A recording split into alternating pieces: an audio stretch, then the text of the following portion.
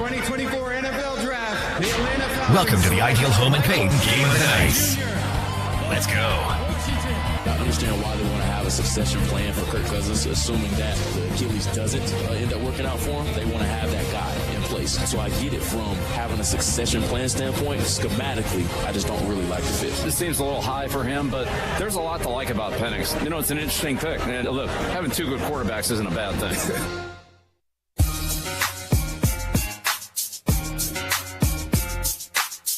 So it was super controversial when the Falcons selected Michael Penix Jr. 8th overall. That was after giving Kirk Cousins $180 million, 100 of which was guaranteed. And now the controversy continues. This is Amber and Ian on the road on ESPN Radio alongside former NFL running back Rashad Jennings. I'm Jonathan Zaslow. Amber Wilson will be back with us tomorrow morning when we debut ESPN Radio College Football Tailgate at 10 a.m. Eastern Time. So, Rashad, it was controversial when the Falcons selected Michael Penix Jr. I loved the pick. I'm totally good with the pick. Kirk Cousins, he's old. You don't know how long he's going.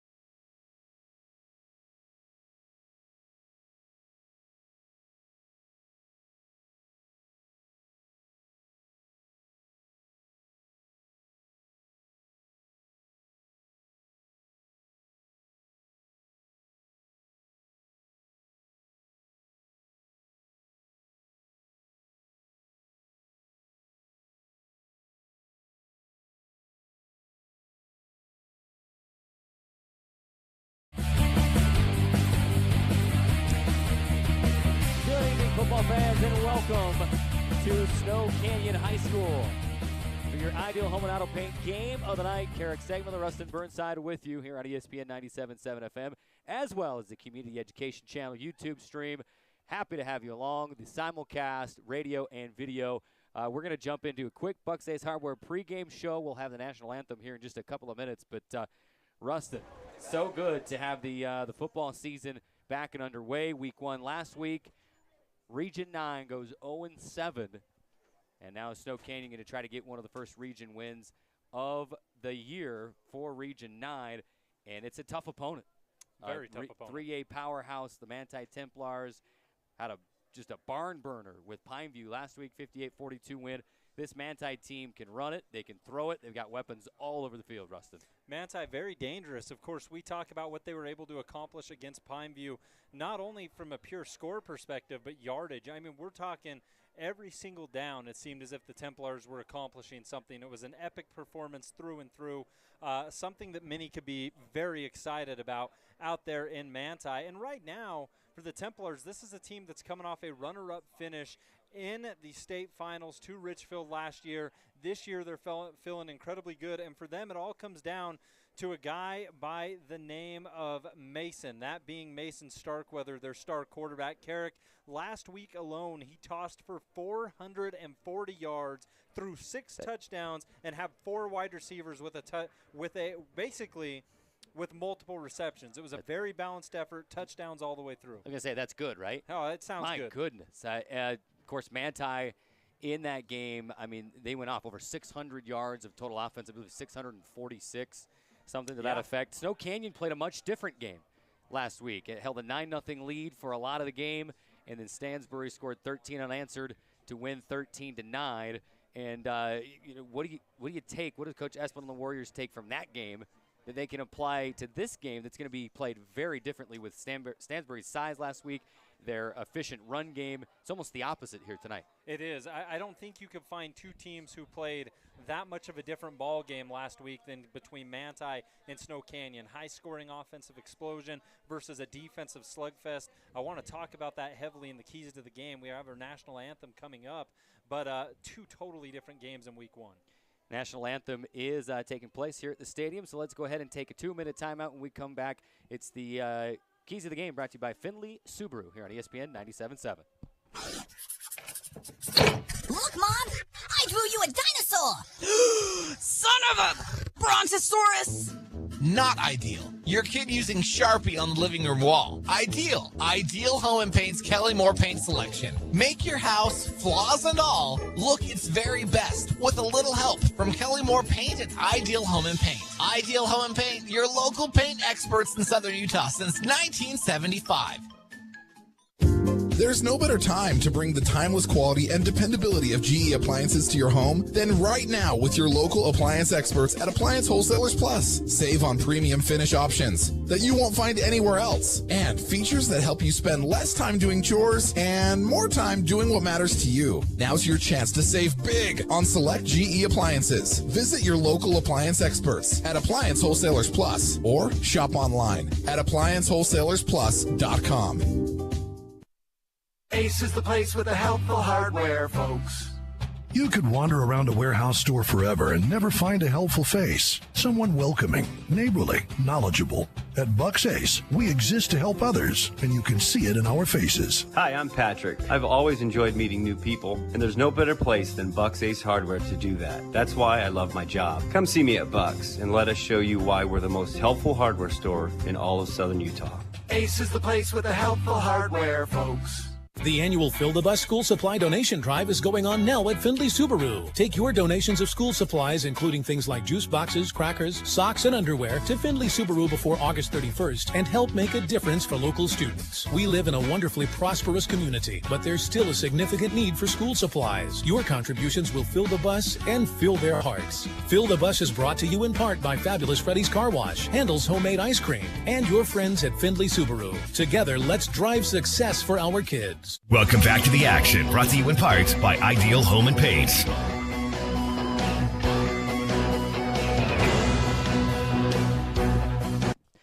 Welcome Welcome back to Warrior Stadium. Carrick Sagman, Rustin Burnside with you on ESPN 97.7 FM. Bucks Ace Hardware pregame show marches on.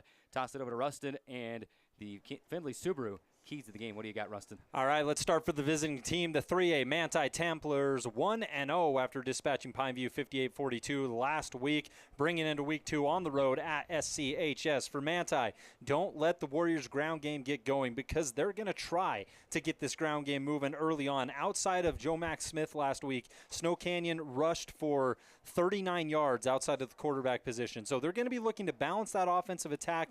Manti held Pineview, last week's opponent, to 85 ground yards on 22 tries for 3.9 yards per carry. Pineview was forced to pass. Circumstances of the game. Snow Canyon may not have been in that position, or may not be in that position here tonight, making for far more rush attempts and a more balanced attack. So if you're Manti, you didn't really have to deal with the Pineview ground game too much. You will with Snow Canyon. Manti had 3 guys with double-digit tackles. They'll be essential here tonight. You also, for the Templars, have to understand the offense may need to make some adjustments. What I mean by that is Manti's flying high, 58 points, over 600 yards. You're feeling good, and why wouldn't you be?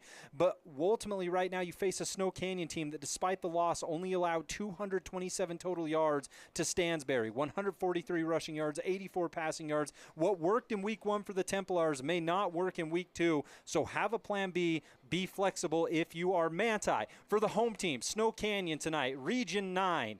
Quarterback contain is what it comes down to. We talked about Mason Starkweather, Carrick. That's a name you'll hear plenty of. Mason just torched Pineview to the tune of 440 yards through the air, 6 touchdowns on 63.7 completions as the Warriors are introduced on their home field, waving the massive American flag and the Warrior flag. They're fired up, and they're going to need to be to contain Mason Starkweather. The Templars offense goes as Starkweather goes. He will give you multiple looks, but having Trayvon and company apply pressure will be a necessity tonight. Lastly, for Snow Canyon, utilize multiple wide receivers in the pass attack. Pineview, who lost to this Manti team last week, they were able to toss for 351 yards versus the Templar secondary, and 5 different Panthers secured a catch. Tying this to Snow Canyon, you had multiple guys last week in your loss to Stansbury who made a grab. You had Esplin with 6 receptions. Johnson with 6. Westbrook with 4. Hill had 2. You need to do what Pineview did and spread that football out to multiple different guys instead of getting focused on one individual, and that will help the Warriors in terms of elevating this passing game. A week after which they ended up putting up a total of 256 yards up through the air. There's room for improvement. They know that, and finding those multiple talented receivers will get you there. Thank you, Rustin. Those are your Findlay Subaru keys of the game. Findlay Subaru, we're on the savings side of the freeway. Stop in or call today to learn more about the current sales and service specials. This has been the Bucks Ace Hardware pregame show. We are ready to play football. Snow Canyon has it teed up. Ammon Allred will put it into play and way out of the end zone. And that is how this game will start, a touchback for the visiting Manti Templar. Snow Canyon in the home greens. That's classic look for Snow Canyon, Rustin. The home green jersey, gold helmet, the black pants, which they've kind of started to wear in recent years. When I was here, it was just kind of the Notre Dame look, green and gold pants. Right. But I like it. You got black green jersey, black number, black pants. Manti, the classic silver helmet, and the white jersey, white pants. So let's see this prolific Manti offense, who lit it up to the tune of 640-plus yards of total offense last week. Mason Starkweather, play action, looking downfield. They love to pass. They go deep on the first play of the game, and it's dropped across the 50 to the 45-yard line into the hands of Stone Mortensen and right out to the turf, Rustin. And that's the look you're going to get right from the get-go. Starkweather, decent amount of time. Stone Mortensen actually created separation. Very catchable pass that ended up bouncing off his hands. Mortensen had 9 catches, 250 yards, and 3 touchdowns in the win against Pineview. He dropped that one. Don't worry, he's not going anywhere. When we get a chance, we'll go to some Timeless Awards Company coaches' comments. Here's Starkweather on second down, a little flare out to the right side. It is caught by the receiver Carter Mason. He broke a couple of tackles, stayed on his feet for a gain of 3 yards out to the 23-yard line. 3rd down and 7 upcoming for the Templars. And Manti will go quick, Rustin, so Snow Canyon has to be ready for that. Yeah, Manti's not going to waste any time, especially on a 3rd down. Snow Canyon, they know this defense is balanced. They saw what they did against Stansbury. They want to catch them off guard. They kind of go a quick count there, see if they get Snow Canyon to jump off sides. No can do. Starkweather looks back over to the sideline and gets the call. 10:53 on the game clock, just a minute gone by. 3rd down and 7 for the Templars from their own 23. On third down, Starkweather is chased out of the pocket, but nobody there to stop him, and he will jog his way across the 30 to the 32-yard line, and a pickup of 9 yards and a fabulous Freddy's first down. All credit. Let's give the big guys up front a little bit of love. Number 78 throwing an epic block, Kellen Lund, the junior tackle, making sure his quarterback was able to run, pushed his defender well into the backfield. And right back to the line they go, wasting no time. Here comes a blitz from Snow Canyon, pushing Starkweather out once again. He's brought down from behind, but not before he picks up 2, make it 3 yards out to the 35-yard line and tackled on the near side. 12 carries altogether. Last week in the win over Pineview, 78 rush yards, no rushing touchdowns. I think his 6 passing touchdowns more than made up for that, but it shows you he is not afraid to get outside the pocket and move. And here's the first touch for Tala Talapapa. He breaks a tackle across the 40, runs over another man to the 45, and a shoestring tackle will drop him across the 45 to the 47-yard line. This Manti offense getting going here in the first drive of the game. Well, you saw Talapapa last week, only 29 rush yards, but he only had 4 carries. As such as Manti's offense, as we have a flag down prior to the snap, it's going to move the Templars back a little bit. If you're Coach Esplin in the Snow Canyon defense here, that false start penalty was a very timely penalty to slow down this Manti offense. Well, and immediately, Carrick, you just get a sense of what Manti is willing to do. They'll dink and dunk you. They'll pick up 3-yard runs, 4-yard runs if they need, and then they'll unleash deep. Their ability to give you different looks and different styles is pretty unmatched. 9:08 to go, first quarter. And they're going to go on a run to Talatapa, and he's swallowed up immediately. Here comes a sea of green jerseys, and he will lose 2 yards back to the 40-yard line. You talk about this Manti offense and the dink and dunk, however you want to call it, Rustin. I count 7 different Manti receivers who caught a pass, and of those 7, I believe at least 5 of them had 3 catches or more in the game. They spread it around, share the wealth. Play action on second down, a slant into the middle of the field, and it's dropped by Jaden Henningsen. Yeah, Henningsen, intended target, coming in to make sure that ball was jarred loose for the Warriors was Karsten Stewart. And also previous tackle that's making this 3rd and long other than the penalty. You had Hank West get into the backfield and make a big-time stop against Talapapa. So West with a tackle, Stewart with a breakup, and now a 3rd and long. We know Manti is not afraid to go long, but you imagine this is 4-down territory. They're very well looking to just make it more manageable. Don't expect them to necessarily pass through the sticks unless they feel they need to. Would be a huge stop for the Snow Canyon defense. Can they get off the field after Manti showed some promise? 3rd down and 6. Starkweather out of the backfield. The catch is made, but he's dropped immediately. Henningsen another catch, but who was that on the stop? Was that Cale Esplin? That is Cale Esplin. Got to him first. The running back, the linebacker, the showman, whatever you need there. Big time hit by Esplin. And we said this is likely 4-down territory. Well, that was us assuming they got 5, 6, maybe even 7 yards. There's no yards to have there. Snow Canyon forces a stop on Manti's first drive after the Templars had a tiny bit of momentum. Big time stop by Cale Esplin and the Snow Canyon defense. We got some coaches' comments coming at you on the change of possession here. Here's the punt by the big punter, Kellen Lund. It is fielded and dropped, but then the Snow Canyon returner will fall on that, and that is Easton Nowatzki on the return.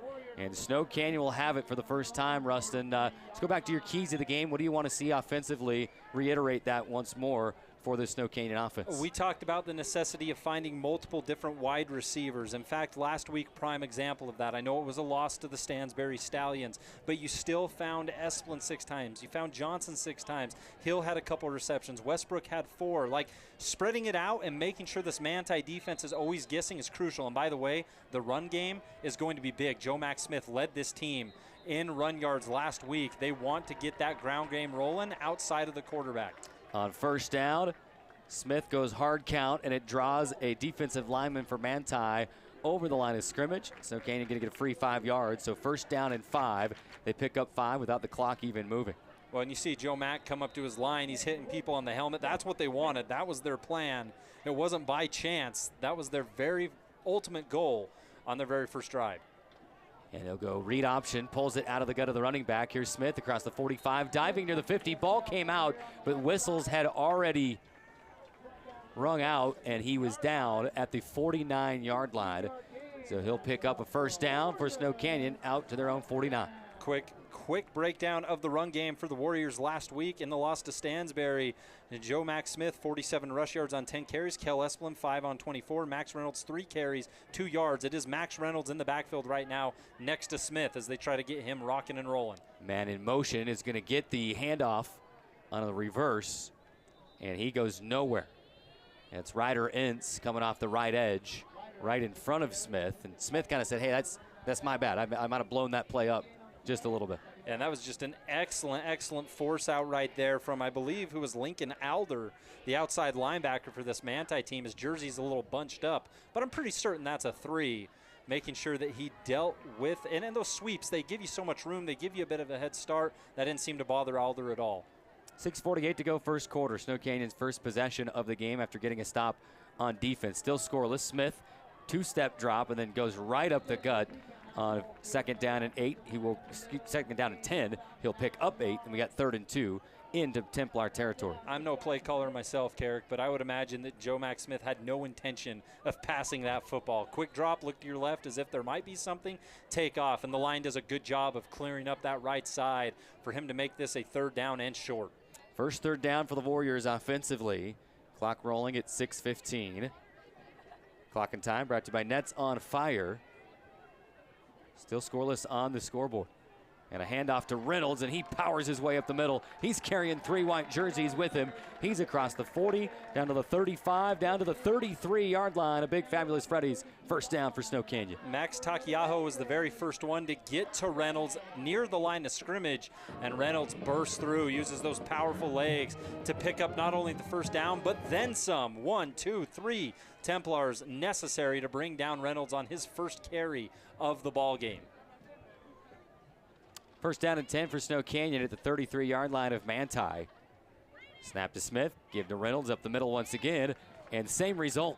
He's out across, diving to the 25-yard line. He'll pick up 7, make it second down and 3. A beauty for Snow Canyon right now is not only the fact that they are moving this ball down the field after starting near the 30, but they're doing so by running the football effectively. Against Stansbury, put in a position where they probably had to pass more than they wanted. The run game is working. Doesn't matter if it's Smith, Reynolds, whoever the case may be, they are picking up solid yardage each and every time. 2 receivers to the right. JT Westbrook is the lone receiver to the left for Smith, and he'll toss it to Reynolds out of the backfield, and that's snuffed out immediately. Going nowhere is Reynolds as the big backer, Mac Olson, in to bring him down for a loss of 4 on the play. Mac Olson, Mac Truck, whatever you want to say there, impressive pursuit as they tried to spring the tailback out of the backfield, and Olson having none of it. That's just a clean tackle, Carrick. Nothing crazy about it. You wrap up, you rip him down to the turf, and it looks like a fantastic football play. Second and short goes to 3rd down and 8. Ball back across the 30 to the 31-yard line. Line to gain is the 23. Snap to Smith. Crowd erupts on 3rd down. The pass right to the sticks, and the catch made. And I believe that is Westbrook on the far side, and moved the chains for Snow Canyon into the red zone. Such a pivotal pass. That was the first time in which we've seen Joe Mack drop, sit in the pocket, hang in the pocket with every intention of getting this ball through the air. He's able to connect with Westbrook, comes back to the ball in a pretty little curl route, and it's just enough for Snow Canyon to get a fresh set of Fabulous Freddy first downs. Perfectly run route. The timing on the pass was impeccable. Right in the gut of Westbrook as he turned around. And first down, back to Reynolds up the middle. This time gets a yard, nothing more. Second down and 9 upcoming. Cale Johnson hit the turf hard toward the end of that play. He's slow to get up, but he is up. And he's going to get, no, not a breather. Looked like he might, but he's up. And looking back to the sideline for the play call. 3:21 to go. Holy moly, Rustin. The first quarter just flying by. As there's not been many incompletions, not been many times going out of bounds. So the clock is just cruising. Snow Canyon on a second down and 9 for the Manti 19-yard line, and a Templar jumping off sides for the second time on this drive. Something about this progression, this count, that is catching Manti off guard. Yeah, it's been just a slow death right now on this first drive. Snow Canyon very patient, very content. You talk about the clock winding down as quickly as it has. I mean, sure, Manti had the football for a little while, but the Warriors winning the possession battle early on in this ball game. And it's been awesome to see. It's a byproduct of the run working and then Smith being able to convert when need be. Referee asking for the game clock to be reset back out to 3 minutes. And now they'll wind it on his signal. Second down and 4 upcoming right at the 15-yard line. The Warriors inside the red zone for the first time tonight. Snap to Smith, give to Reynolds up the middle, has a couple of yards down to the 10-yard line. Just shy of the 10 at the 11. Did he get the 4 necessary to move the chains? Not quite. He got 3 yards and very close to the 4. It'll be third down in inches, really. Watch this sub out here on the far side, Carrick. You just had into the ball game right now for Snow Canyon. Checking in, number 0. That, of course, is Cam Hill, and he's probably going to be working one-on-one out there if Snow Canyon wants to attempt a pass when they're thinking run. And they're going to give to Reynolds. They go run. He didn't need much. He was hit immediately, but he fell forward. Really needed half a foot maybe, and he didn't get it. It's fourth down in inches. We saw a drive just like this last week against Stansbury last week. And Snow Canyon was not able to convert. They had 4th and inches, about the same spot. They weren't able to convert, and they turned it over on downs inside the red zone. And that's one thing Coach Esplin talked about, was they had 4 or 5 drives in that game where they just could not convert when they needed to. And whistles and a timeout called by Snow Canyon. They want to talk it over. They got a very capable kicker in Ammon Allred. He connected from 39 yards last week, but you want 6. If you're Coach Esplin and the Warriors right here, deep in Manti territory, you're thinking 6. As we go to a timeout, we'll keep it right here, Dixie Chiropractic timeout, and that'll give us a good time to talk about the Timeless Awards Company coaches' comments. Andy Thompson had the Mike Esplin show on his show a couple of days ago on Wednesday, and one thing Coach Esplin talked about, Rustin, was the fact that they did have those 4 or 5 drives where they got deep into Stansbury territory and they could not convert. They had 4th down and inches inside the 5-yard line at one point, turned it over on downs. Another time, 2 or 3 times they're inside the red zone and couldn't convert. And they said, if we convert those plays, it's a totally different ball game.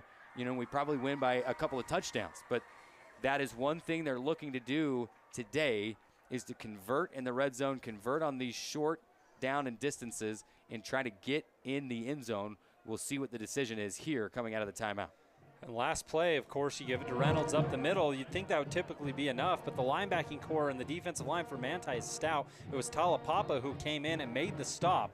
We'll see what they do on 4th and short here. Same formation. 2 receivers out left, including Cam Hill on the far left. They give to Reynolds again, gets a running start, dives forward. Again, only needed half a foot, and he does get a yard out to the 10, I believe down to the 9. You got one ref standing on the 10, the other ref standing on the 9-yard line. And they're going to give him the first down. Inside the 10, down to the 9-yard line. First down for Snow Canyon, brought to you by Fabulous Freddy's.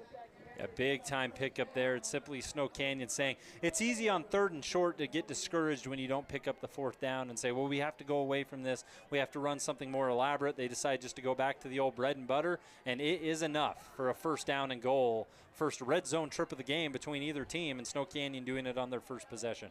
1:05 remaining in the first quarter.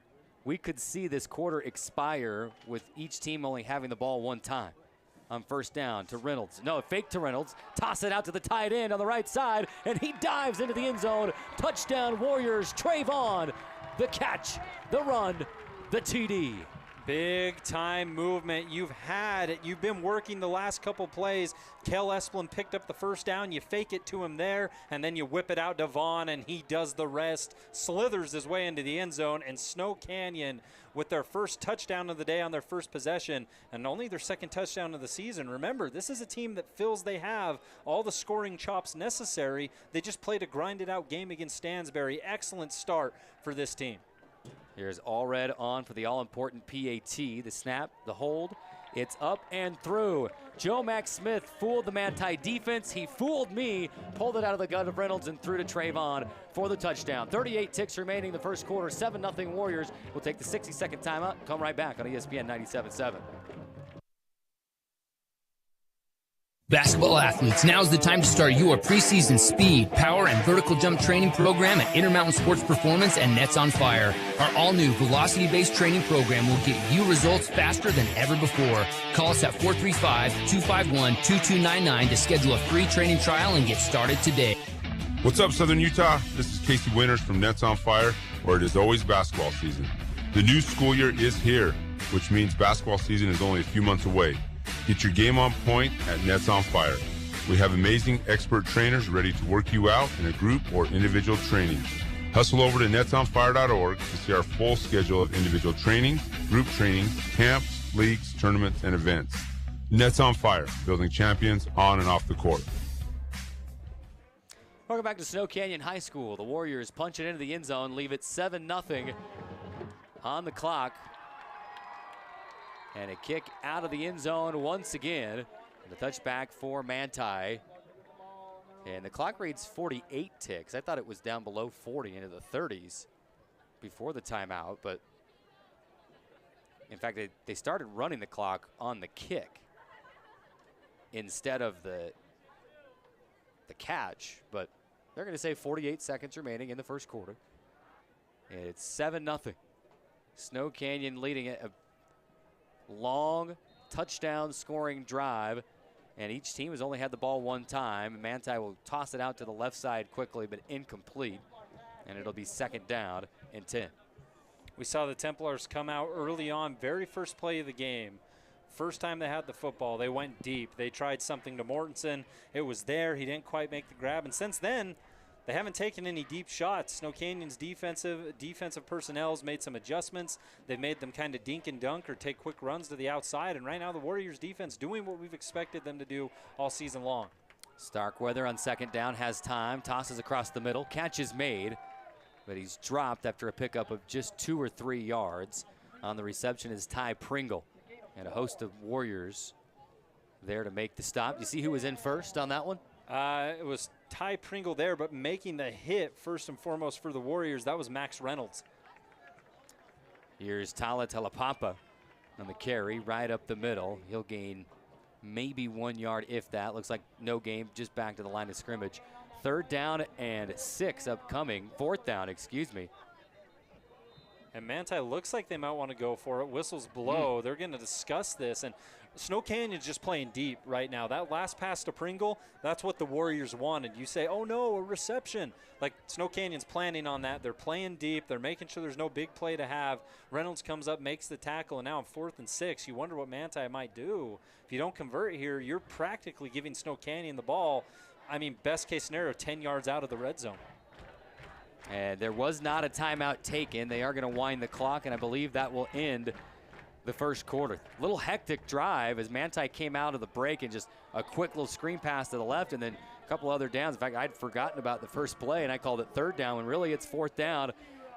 We're going to have our first big decision of the ball game. Does Manti go for it, or do they punt it away? They'll have the timeout to figure it out. After 1 quarter of play, it is Snow Canyon 7, Manti 0. Back after this on ESPN 97.7. Hey neighbor, great day to be at the reservoir, huh? What are you doing now, Phil? Getting ready to go for a bit of a swim here. Why are you backing your truck into the lake? Don't worry, I'll roll up the window before I go under. That's not a submarine, Phil. See the camper shell from St. George Topper there on the back? That's a top quality Lear shell. Waterproof. I figure I can take my fishing game to the next level. The deep level. That's where you find the big boys. This isn't going to work out well, Phil. No, I used waterproof duct tape to seal the undercarriage. I'm onto something here. I'll start calling search and rescue. This is Kyle with St. George Topper. Come in now for any new Lear 100XQ shell, and we'll throw in the carpet headliner, fold-down front slider window, and keyless entry upgrades at no extra cost. That's a $680 value. Boldly going where no... Well... at least his fishing gear will stay dry in that new Lear camper shell. St. George Topper, we're on the boulevard. Don't go topless. Back to Snow Canyon High School, ideal home and auto paint game of the night, and Manti decides to punt it away. A high arcing punt is caught, fumbled, and then recovered by Snow Canyon. And the Warriors will have pretty good field position starting at their own 35-yard line. That was Carson Stewart once again on the return. Well, week one, you spend that time ironing out the kinks, right? Making sure that all the wrinkles, the false starts, the holdings, the fumbles, all that's taken care of. By week two, you hope they're a little cleaned up. In Snow Canyon, twice now, they've dropped the punt at 2 different guys, 2 different occasions, and luckily they've been able to cover it back up. So not one of those things that necessarily stares you in the face and say this is damaging your game. They've recovered it, no harm, no foul, but something that Snow Canyon will probably look at moving forward, simply saying we don't want to give Manti any extra opportunities. Let's remind you, they put up 58 points just a week ago. Snow Canyon will come out with an empty backfield. In fact, they only had 10 players on the field. Smith was waving at Stewart to come back onto the field. So they got trips to the near side, 2 receivers far side, and an empty backfield on first down for Joe Mack. Man in motion is Westbrook from left to right. They'll fake to him. Instead, Smith pulls it down around the left edge. He's got the first down across midfield to the 40, cutting back inside of the 35, down to the 30, and brought down from behind at the 27-yard line. A huge pickup on first down. What a play call. What execution for Snow Canyon. Simple. Smith looks to the right, fakes to the right. He never had any intention of throwing that football. Takes off down the field. There was a moment where he ran in to big number 58 for Manti, right about the line of scrimmage. Russell Squire, he cuts left, digs that foot in, and the rest is off to the races. Impressive run from Snow Canyon signal caller. Certainly helps when you have someone explosive like Westbrook out on the edge to catch the attention of the defense. On first down, they'll go to the running back. Cutting up the left side is Cale Esplin, excuse me. And he'll pick up 3-4 yards on the play, out down to the 25-yard line. Esplin's been that change of pace back. It was Max Reynolds much of the first, and then down in the red zone, we saw him switch it up to Esplin. He picked up that first down. He was the guy they faked to on the touchdown, and now he's getting a couple more looks here as he remains flanked to the left of Smith. 10:05 to go, quarter number 2. We are flying by, 7:24 local time here. And a drop back by Smith, and he dives up the middle, and he'll pick up 3 yards. It'll be third down and maybe a long 3, call it third down and 4, upcoming for Snow Canyon inside the red zone. Now, just shy of the red zone at the 23-yard line. I'm looking at the wrong marker. It's week 2. This is my first game on the air. You and AT were on the air last week. This is week 1 for me. Hey. So I'm looking at like I said, week 1's all about ironing out the kinks. I'm looking at the first down marker instead of the down marker. So, okay, not on the red zone yet, but now they are as they swing it to the left side. And the catch is made by Ryder Entz, and he's across the 18 down to the 17-yard line, and the chains move once again. Fabulous Freddy's first down into the red zone for the Warriors. And right now, Smith is doing everything that you're asking him to do. Nothing too flashy other than that big run. When he's dropping back to pass, it's clean and simple looks. That curl route for a first down on their scoring drive to Westbrook. Right there, you got Entz running a slant across the middle. Simple, easy completion, just enough for the first down, and the Warriors keep it moving. 8:55 to go here in quarter number 2. Here's Esplin off the left side, now cuts it up the middle. And he's dropped after a pickup of 5 yards. It's a good pickup on first down. Second down and 5 upcoming. A coach will take a 5-yard pickup on first down 100 out of 100 times, Rustin. Easily. It's everything you can ask for. It opens up the playbook in such dramatic fashion. Come second down, you want a deep pass, a short pass, a run again. Like there's so many different things you can do. You're not pressured to stick to any type of role. Play action as Smith pulls it out of the gut of the running back. Now fires to the end zone, has his man. JT Westbrook, touchdown Warriors. And there it is, Carrick. The allure, the magnetism that Smith has developed in this game early on because of his ability to run. The pocket crumbles. He rolls out to the left. 1, 2, 3 Manti Templars give chase. The secondary steps up, and it allows for an easy floater over the top to J.T. Westbrook for the score, and Snow Canyon's made this a 13-0 ball game. And you want to talk about a perfectly executed read option play. That was it. He left it with the running back Reynolds for quite some time, pulled it out at the last second, and had Westbrook wide open in the end zone and threw a dime.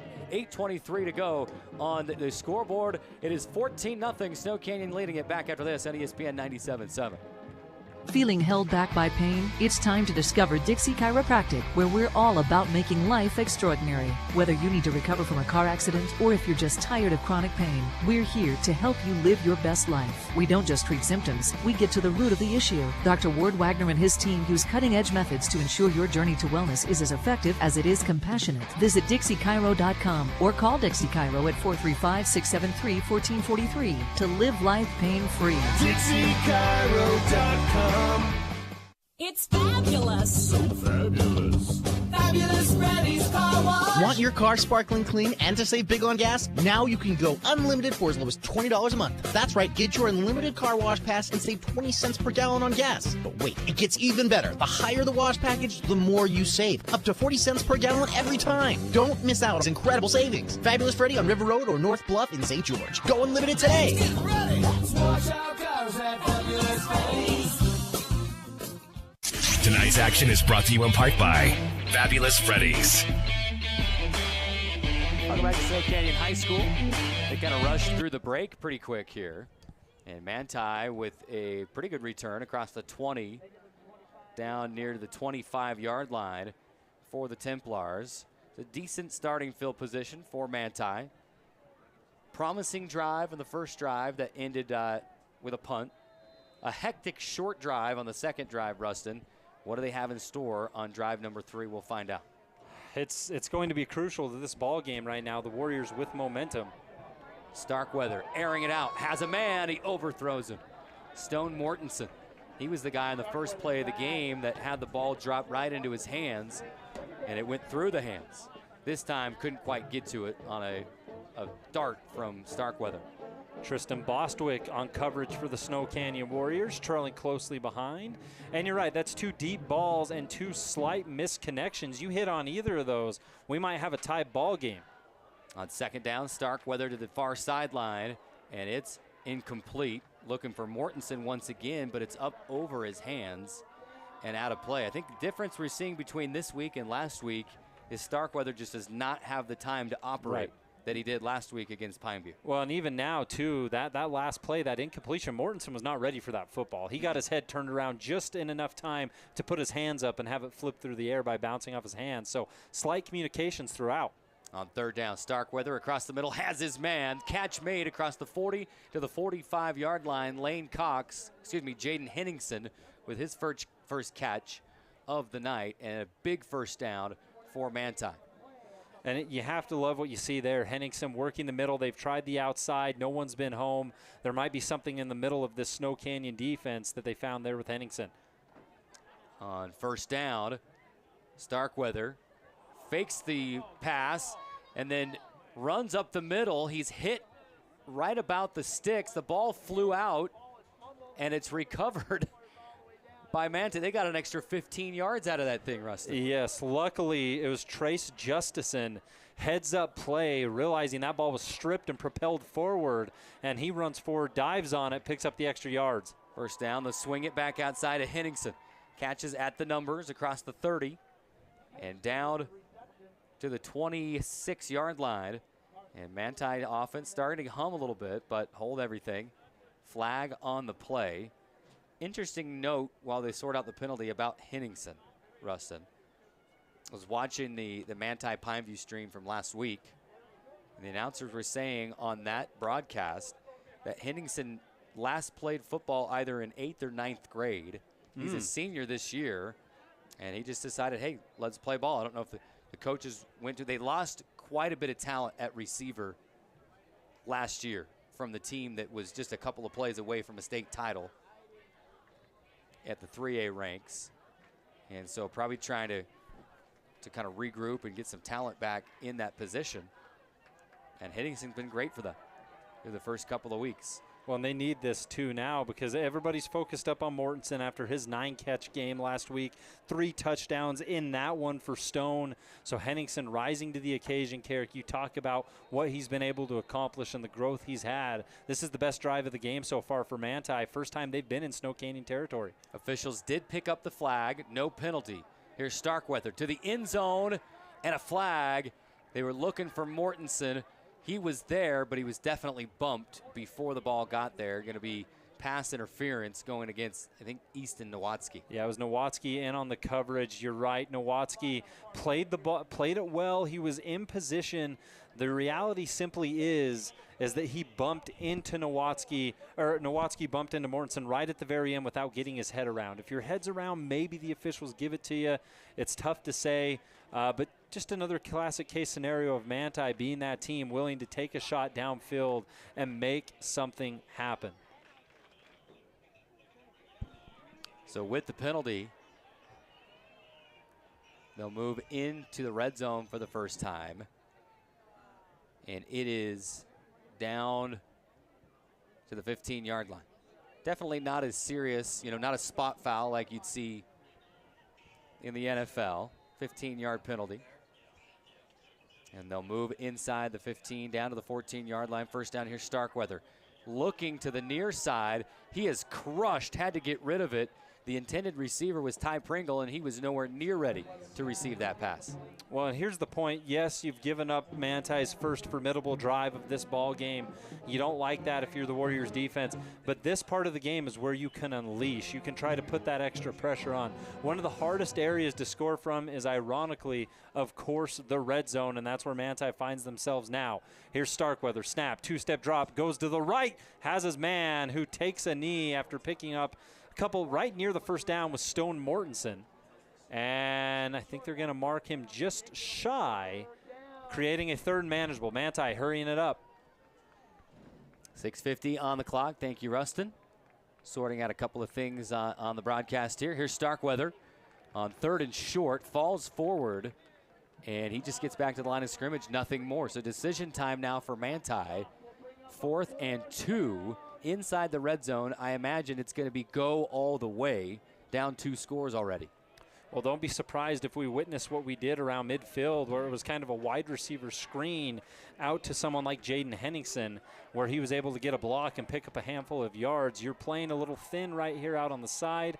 You trust these Snow Canyon cornerbacks to get the job done, but if Manti can get a big block there, they might find themselves in the end zone. If not, turnover on downs, but you could simply run the football up the middle if you want. In the game right now is the big back, is number 26. That is Isaac Crowther. He's at the right hip of Starkweather. He runs out of a tackle but can't get out of the second one. Turnover on down. Snow Canyon brings the house, and Starkweather with no time to let the play develop. The Warriors get back the ball. It's going to be Trey Vaughn, credited with the sack. Had one last week. Give him another. Unleashing the dogs. He gets to the quarterback and brings him down. There was a Warrior there before him, and I think it was big number 50, Carrick, Hank West, who initiated contact. And while Starkweather was trying to get away from that and did so, Vaughn came in, laid the wood, and just like that, give it back to the Warriors. It continues to be a goose egg for the Templars. And it just shows you the strength of this defense right now. Manti offensively, they're going to put up numbers all year long at 3A. They put up numbers last week against Region 9 foe Pineview. And right now, Snow Canyon controlling this game. Here's Smith, and loses his footing and tries to still throw the football, nearly intercepted. But the ball will fall to the turf and incomplete. Flag on the play. And it looks like it's going to go against Snow Canyon. Referee ready to march backwards.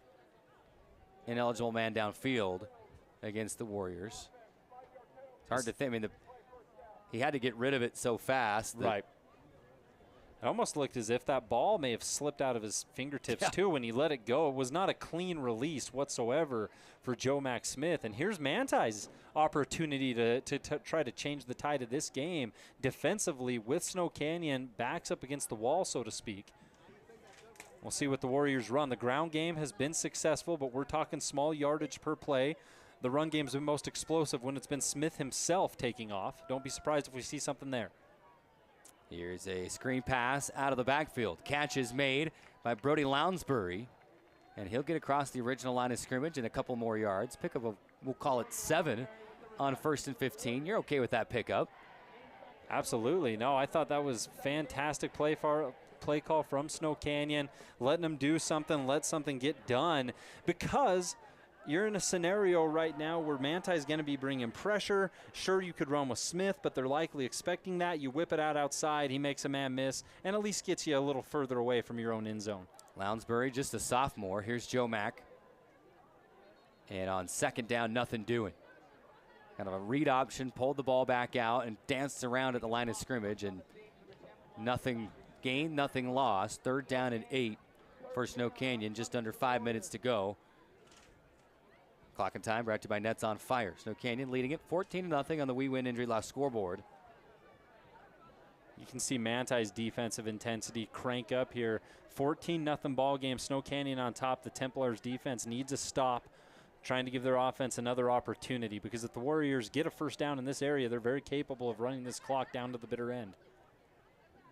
Here's 3rd and 8. Smith chased out of the backfield. Still has his footing, but not for long. Could not evade the 2nd defender, and that's the big defensive lineman Kellen Lund on the sack, and Snow Canyon going to punt it away for the first time tonight. We've seen what Lund's been able to do from the right tackle position. He's been excellent throughout the night and getting it done defensively there. Manti brought him in droves, and it pays off. The Warriors go next to nowhere, a couple yards and a punt, and that'll give the Templars 4 minutes and 4 seconds to potentially get on the scoreboard before half in a 14-0 Warriors game. Snow Canyon to punt out of its own end zone.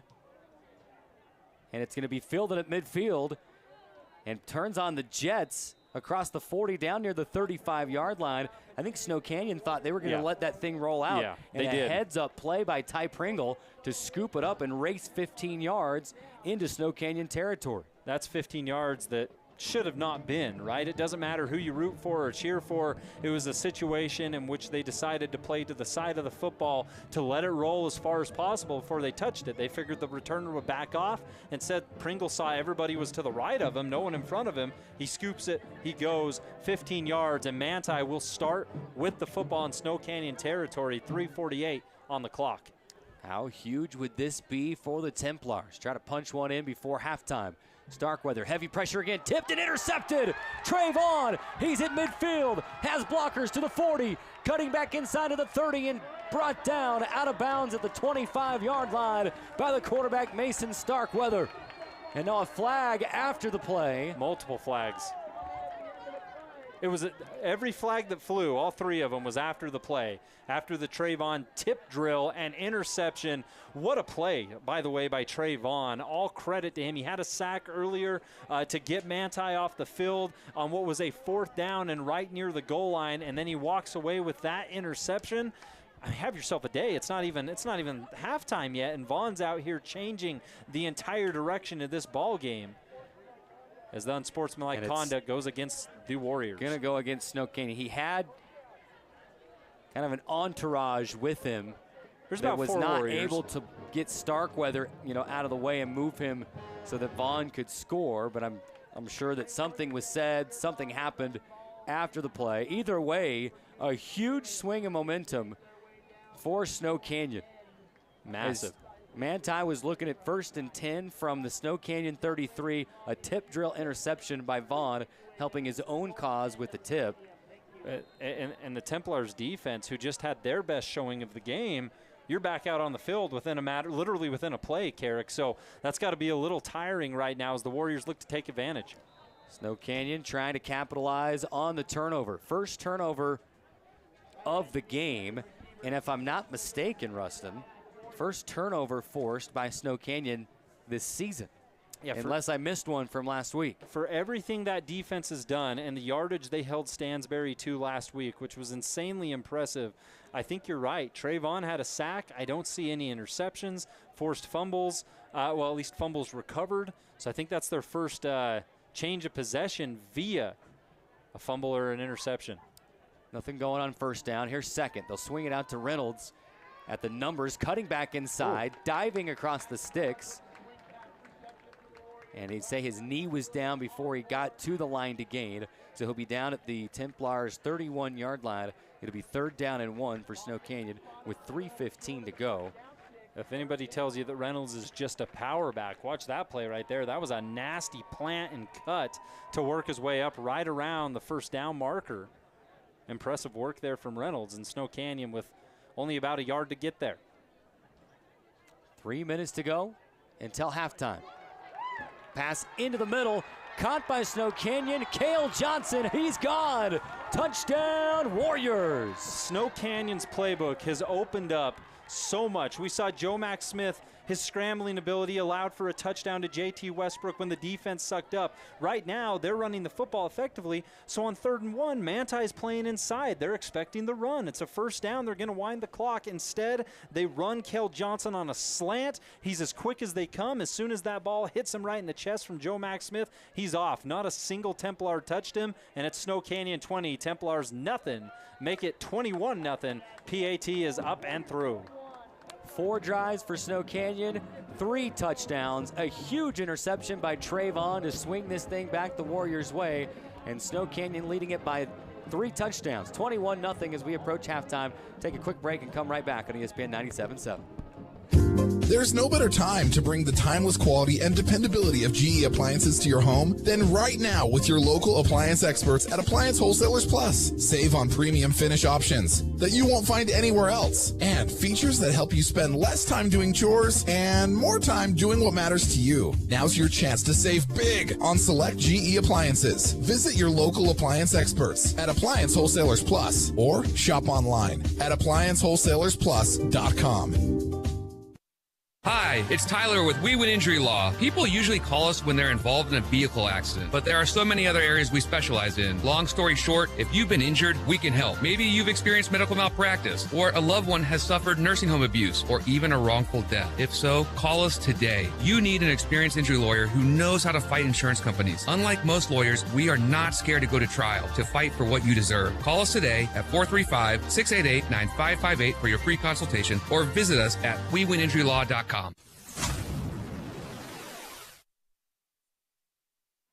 Welcome back to Snow Canyon High School. 2:47 to play until halftime. And, boy, I think they're having a contest to see how quick they can get the ball back into play. Normally we can squeeze in a good 60-second timeout at least, but we're getting maybe 35 seconds out of these timeouts. But Manti return, takes it back out to the 30-yard line. And now the Templars are going to spend a timeout right after the change of possession. So we'll keep it right here. Timeout's brought to you by Dixie Chiropractic. Take a timeout to Dixie Chiropractic with the most advanced technology and expertise in St. George, proud sponsor of Region 9 Athletics. Coming at you is the InfoWest halftime report. We're going to give you the Wilkinson stats and scoring. We'll give you some Region 9 updates brought to you by Hersey's Hardware. Look elsewhere around the region. You've got Pineview hosting Canyon View, Crimson Cliffs hosting Bingham, Cedars at Bear River, Dixie is on the road at Mountain Ridge, Hurricane is in Nevada tonight at Moapa Valley, and Desert Hills hosting Lehigh tonight. So plethora of other games to give you scores on. We'll do it. Try to track them all down during the InfoWest halftime report. Another batted ball in an incomplete pass as Starkweather throws to the near side, and it's incomplete. And guess who? Was it Trayvon? Oh, yeah. Yeah, I kind of saw that one coming. He's gotten to the backfield each and every single game so far, and I know there's only been 2, but had a sack last week against Stansbury. He's been causing chaos here, already has the interception, has the tackle for loss that, of course, resulted in a turnover on downs. Here's Starkweather, the Talatapa, out of the backfield, and he'll make the catch, and he'll go close to the first down. I believe they're going to give him 8 yards on the play, 2nd down and 8, or excuse me, 2nd down and 2 upcoming. Manti, no stranger to having to throw the football in large amounts, Carrick. We know in their win over Pineview, they attempted 46 passes. Starkweather slant into the middle of the field, and it is caught by Carter Mason. I apologize, 47 passes in that win over Pineview, and they're on track for that again in this 21-0 game. Mason has the first down, and now Manti going to go quick. They'll swing it to the near sideline. The catch is made by Henningsen, cutting inside, across midfield, down to the 48-yard line of Snow Canyon. 2:15 to go on the clock, and it is 2-minute drill time for the Manti Templars. I will say, even when Manti is moving the football, the Snow Canyon defense, they hit. Everything's a big hit. High snap to Starkweather, shovel pass to Talapapa. And he's going to get out near the first down. Needed 8 yards, got 7. It's going to be 3rd and inches. And the clock still ticking away. I believe Manti still has 2 timeouts. I think you're right. We'll see when they decide to spin one. They'll swing it to the near side once again, and it is broken up, incomplete.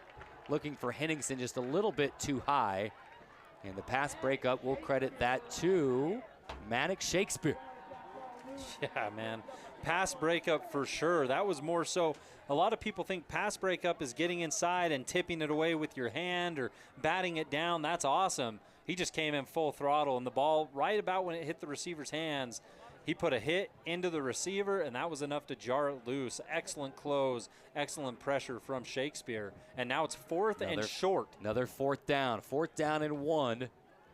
Here's Starkweather. Pulls it down. He's got the first down and then some.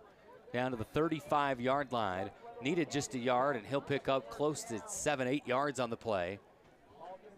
Didn't need anything fancy there. The pass game's been working on this drive. Pick it up. They're probably expecting outside. Here's Starkweather on first down. Across the middle, wide open, but it pops into the air, nearly intercepted. Incomplete. Boy, oh boy. Nobody around the Manti receiver, and that's Trevor Fowles. Not able to haul it in, and it's incomplete. Yeah, that was a tough situation. Great look all the way through until it hit right about. It was a little low, but definitely catchable, and that ball ricocheted further than we've really seen any ball do so today. Snow Canyon nearly came in, nearly got the pick off the tip drill. Instead, 2nd down and 10. Here's Starkweather, 1:22 to go. Pressure comes, drops it out of the backfield to Talapapa, cutting back inside of the 30. And he's to the 25, and he's tripped up across the 25 down to the 24-yard line. Talapapa just did one of the unwritten rules of football. It's not even a rule, but it was a screenplay designed to the near sideline. He realized nothing was setting up, cut back inside, and it was the right play to make. Fresh set of downs. Here's Starkweather. And tries to shovel it again, and it's incomplete. He's close to the line of scrimmage there. They say incomplete pass, no harm done. He was in between keeping it himself and then just shoveling it. Intended receiver wasn't ready for it. I think it was Bostwick who had him wrapped up before he tried to kick that away. And with 1:03, still plenty time for Manti against this vaunted Warriors defense. 1:03 remaining until halftime. Starkweather on 2nd down. Pulls it down, rolls out to his right. Now he's going to run. He's inside the 20, cutting back inside at the 15, and reaches for the first down. Did he get there? He's going to be close. No signal to move the chains yet. And I think he's going to be just short. No, now there we go. So move the chains. Let's go, guys. So he would have been just shy if he stepped out. Instead, he cut back inside, used that right foot to plant, propelled off it, and it was just enough to get flung out of bounds past the first down marker. Clock rolling, 48 seconds to go. Here's Starkweather looking to the end zone and incomplete. He looked left and threw back to the goal line, but his receiver had gone to the back of the end zone. That was Carter Mason, the intended receiver, incomplete. I think that was simply a kill play type scenario for Starkweather. Looked to the left, stared at it for about 3 seconds, realized no one was home, and then just turned to the right, flicked it quickly to where he knew nobody would be. And they lived to fight another down with officially 43.2 on your Nets on Fire clock. Can Manti find some points here? On 2nd down, they'll swing it to the near side. Catch made by Fowles. And he splits 2 defenders, dives into the end zone. Touchdown, Manti. 2 green jerseys converging on him, and he splits through the two and dances in. Impeccable timing right there for Fowles. The wide receiver screen, it almost worked out in a way where he bobbled that catch for just a second, had to gather composure, and it provided those two Warriors to meet at the same time. No one was able to wrap up. Fowles squirts through into the end zone, and Manti officially on the board with just about 35 seconds on the clock. Here's Skylar Vlam trying to make it a 21-7 game. Good snap. The hold is good, and the kick is up and through. 21-7. 34 seconds remaining. We'll keep it right here. I'm afraid if we go to break, we'll miss the rest of the second quarter with as fast as they've been going through here. We'll remind you the timeouts are brought to you by Dixie Chiropractic. And plenty of Fabulous Freddy's first downs on that drive. We want to thank all of our great sponsors. Bucks Ace Hardware, the pregame sponsor. Findlay Subaru, bringing you our keys to the game. Timeless Awards Company with our coaches' comments. Wendy's, our starting lineup sponsor. And, of course, our Star Watch, always brought to you by Intermountain Sports Performance. Clock and Time, brought to you by Nets on Fire. Kicks and PATs, brought to you by St. George Topper. And our big hit, we'll be on the lookout for our Pro Auto Care big hit tonight, Rustin. I think so far the leading candidate is Manic Shakespeare. Yeah. Was shaking up his defender. Breaking up a pass. Yeah, I like that. We Win Injury Law, the scoreboard sponsors, and AWP. We're going to give them a shout out every time someone steps across the goal line into the end zone for a touchdown. Fowles just did for Manti. That's his 4th catch on the season, his first touchdown of the year in a 21-7 ball game. Snow Canyon on top. Here's Vlam. It's a short kick and bounces. And Snow Canyon has this returnable kick. It is Cale Johnson. And a flag flies right at the end of that return across the 30 to the 32-yard line. And I think it's going to be a face mask.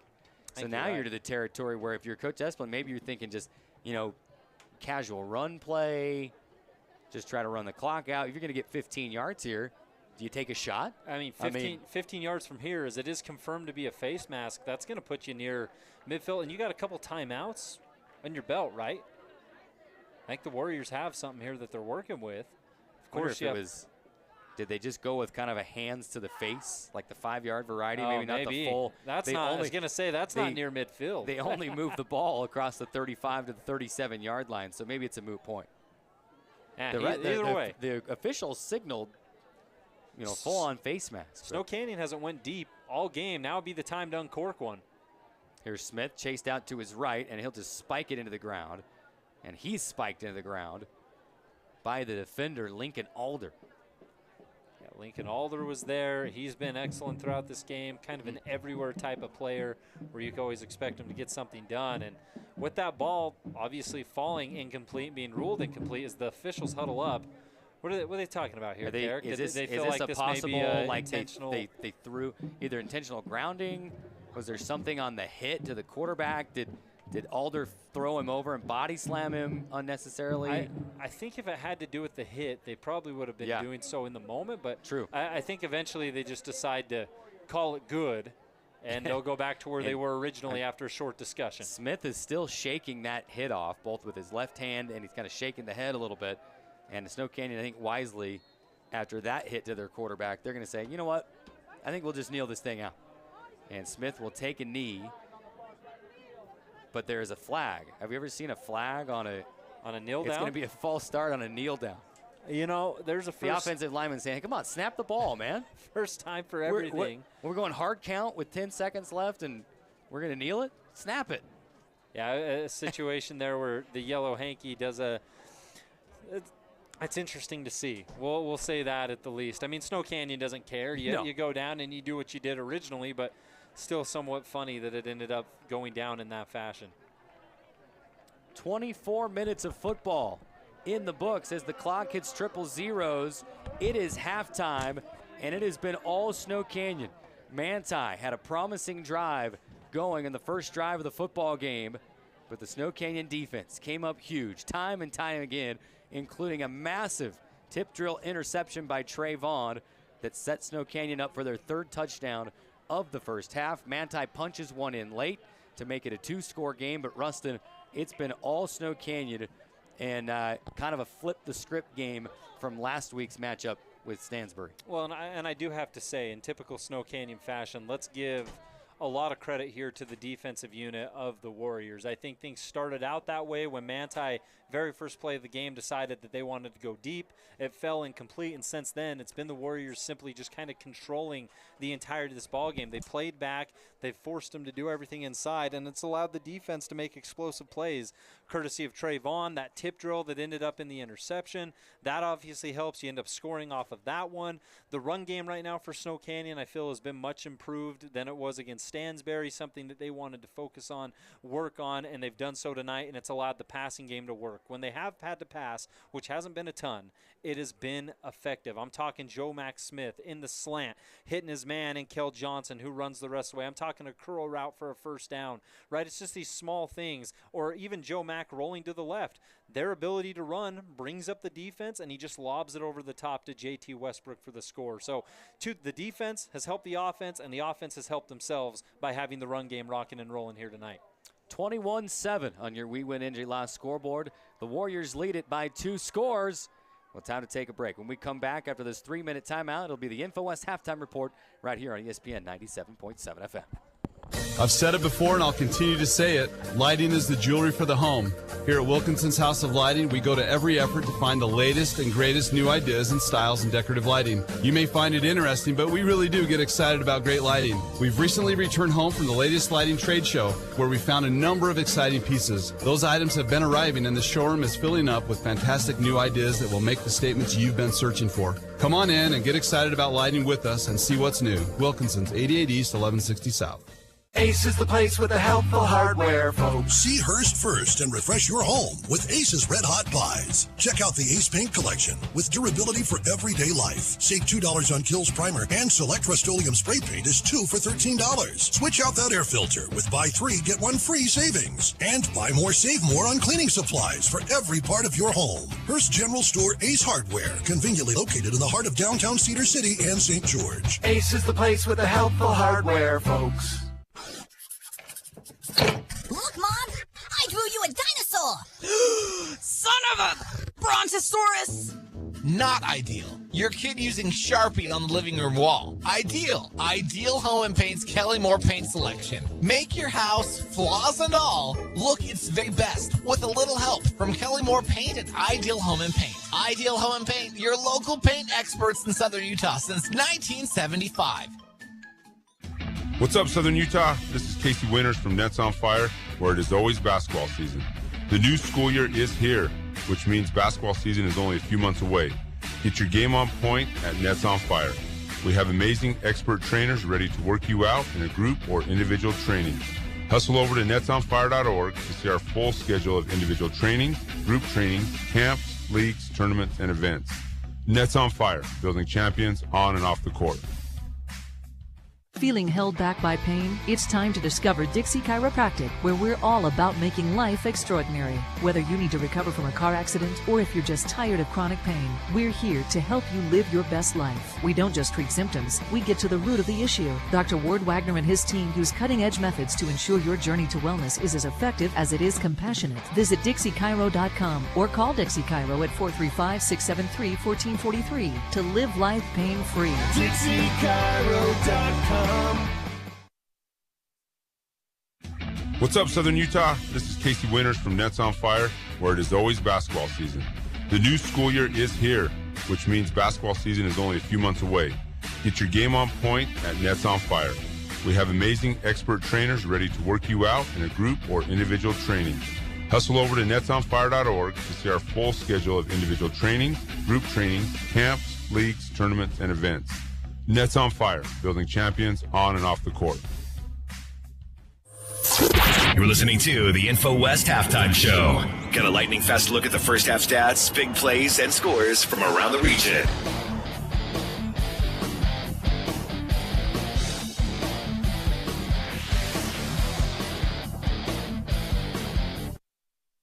Welcome back to Snow Canyon High School, where the Warriors lead it 21-7 in our Ideal Home and Auto Paint Game of the Night. Carrick Segmiller alongside Rustin Burnside, and it's been all Snow Canyon in this one. Manti punching one in late to make it 21-7 But really, from start to finish of that first half, it has been all green and gold inside Warriors Stadium here in their second consecutive home game of the season. And black. Don't forget black. You're right. They're wearing the black pants tonight, the black numbers. Hey, by the way, as we jump into our InfoWest halftime report, the internet people, for the fastest internet in Southern Utah, go to InfoWest.com. I cannot thank the heavens enough for the new rule in high school in UHSAA this year, enforcing the number rule. Massive. Got to have contrast on the jersey. No more light jerseys and light number combos.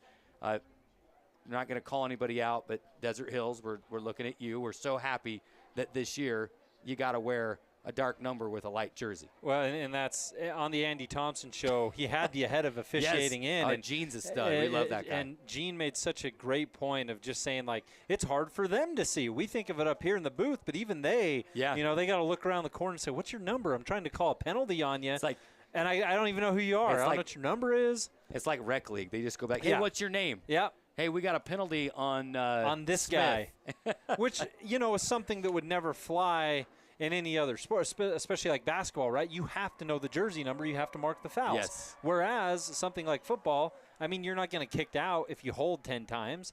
So it's you're able to kind of get away with it up to a certain point. So I'm glad they finally stepped in and said, nah, let's make it easier for everyone to see. And Snow Canyon these jerseys pop right now. You love to kind of compare it to the collegiate scene sometimes because a lot of high schools take inspiration from pro programs or collegiate programs up to the point where they can't get sued, right? And Snow Canyon, you said they've always had kind of a Notre Dame feel. Mm-hmm. Right now, the black pants, I do like that. The coloring's nice. And then you got Manti on the other side who kind of has a New Mexico-esque It's look. just a classic Bronco look. Mendenhall. I love the Manti's uniform combo tonight. I'm all about the simple, just the classic. They've got the gold helmet with the silver helmet with the logo, white jersey, white pant, the red numbers. It's just, as a broadcaster, as a former sports information director, keeping stats at games, you can't ask for anything better than that. Hey, how about some Wilkinson stats for you inside the InfoWest halftime report? We wish we had like exact numbers that we could give you. Some of these teams are actually starting to keep some live statistics. It's getting better. We get throughout, so we'll be able to give you some of those throughout the year, but not tonight. But we can. Let's just recap the first half, Rustin. Let's go back to it. Manti gets the ball first, and they're moving. They're cooking. They're that high-octane, high-speed offense. They get out to about their own 45-yard line, and they have a fresh set of downs. And finally, the Snow Canyon defense says, 3 straight downs. They stop them, force a punt. Snow Canyon gets the ball back, and then just methodically down the field, right? Little passes. You got a heavy dose of Max Reynolds. You got Joe Mack doing his thing. And then they had Max Reynolds going well enough on that drive that take us through that first scoring play when everybody, I think, in the stadium, it was it a fourth? I think it was a fourth. It was a fourth, short. yes. And everybody in the stadium is expecting either Joe Mack or Reynolds to get the ball. And who ends up with a football crossing the goal line? It was a scenario, too, in which on third down they decided they were just going to try to run up the middle, and Manti had made an excellent stop. I believe it was Talapapa who got in there, made the stop. They come to the sideline, discuss it. They have Esplin currently in the backfield. They fake to him. He's just kind of more of that elusive back. Fake it. They pull it. Joe Mack kicks it out to Trayvon, who's curled around on that far sideline, makes the grab, and squirrels his way into the end zone. And Trayvon, by the way, if we're recapping the first half, not the last time that you will hear us say his name. He has been phenomenal offensively with the touchdown, defensively doing other things to be determined. If you're listening here to our first half recap, brought to you by Wilkinson's House of Lighting. But Vaughn, excellent grab, great play call. It gets Snow Canyon on the board first, 7-0. Of course, that was just in the first quarter. Both teams barely got one possession each in the first quarter because of how efficiently they played the game. There weren't a lot of incompletions. There weren't a lot of, getting knocked out of bounds, and that clock just ran and ran and ran. It was 7-0 going into the second quarter. Snow Canyon would get the ball back and just methodically go down the field again, and then another great play call to where they're down in the red zone, and Joe Mack has the football and just a beautiful read option. Everybody thought he was leaving it with the back. Once more, pulled it out, and he kept it there long enough that everybody had dove in, had sucked in to try to stop that run. Pocket was pretty much gone at that Pocket point. was gone, and at the last minute, he looks up, and J.T. Westbrook wide open in the left corner of the end zone, and boom, throws a dart, touchdown Warriors. Might be the easiest pass he has to make all season long type scenario. A byproduct of really getting Manti to bite on your ability to run the football. Simple floater, over the top, rolling to his left, twists his body, fires it up with the right hand, and into the end zone it goes. JT Westbrook with the score. And for JT on the season, that was touchdown. That was touchdown number, I'm trying to remember. I think he had one. No, that was his first touchdown of the year. Yeah, who did score the Snow Canyon touchdown last week? I think that it was Cale Smith. Johnson. Yeah, yep, you're right. Cale Johnson on Max on Preps the wouldn't score. tell you that, but I'm pretty sure it was Cale Johnson. Yeah, Max Preps has Joe Mack with a touchdown pass, but then it doesn't tell me Then who it caught doesn't the tell pass. you the receiver. Very nice. Had to go to the old Very Des nice. News to find that one. In the little recap they do where it says Joe Mack 20-yard pass to Cale Johnson. And speaking of him, yeah, continue, we're going to get continue there. the story, Carrick. 14-0 Snow Canyon, right? Manti with the ball again, and they've got it in to Snow Canyon territory. It's looking like they're going to make this a one-score game, but then it turned into who? The Trayvon show. Mm-hmm. As Starkweather was heavily rushed, tried to get rid of it. Vaughn was there to tip it, brought it down, big return, had a penalty on the return, but then just a couple of plays later, it was Joe Mack Smith finding Cale Johnson, a little catch and run, and he sprinted down the left side and into the end zone to make it 21-0 Snow Canyon. At the time, Manti would score late in the first quarter on, we want to talk about catch and run, beautiful catch and run to the near side. He split two Snow Canyon defenders and got in to the end zone. But all Snow Canyon pretty much all the time in the first half, Rustin, as that represents our Wilkinson stats inside the InfoWest halftime report. Manti desperately needed a score. They got one. It makes it a much more doable objective right now for the Templars if they want to get back into it. But Snow Canyon defensively, they've done enough to show that they can apply pressure when need be, that they can take the football away. And the best part right now, we knew the Warriors' defense would be the Warriors' defense. It's the offense. It's the ground game working. It's Joe Mack finding his guys when he needs to through the air. That's what makes the difference in this ball game compared to last week against Stansbury. 21-7, Snow Canyon leading it, lighted up Region 9 since 1946. Wilkinson's House of Lighting has been a fan of all Southern Utah sports. Lights, fans, and fixtures, contractors and homeowners always welcome at Wilkinson's. Let's do this. Let's take a quick 60-second timeout. We'll come back and we'll wrap up the InfoWest halftime report with some Hearst Days Hardware Region 9 updates. We have 6 other Region 9 games to let you know about. We'll let you know, is anyone else looking like they could claim a win on week number 2? We'll let you know after this 1-minute timeout on ESPN 97.7. Hey neighbor. Great day to be at the reservoir, huh? What are you doing now, Phil? Getting ready to go for a bit of a swim here. Why are you backing your truck into the lake? Don't worry, I'll roll up the window before I go under. That's not a submarine, Phil. See the camper shell from St. George Topper there on the back? That's a top quality Lear shell. Waterproof. I figure I can take my fishing game to the next level. The deep level.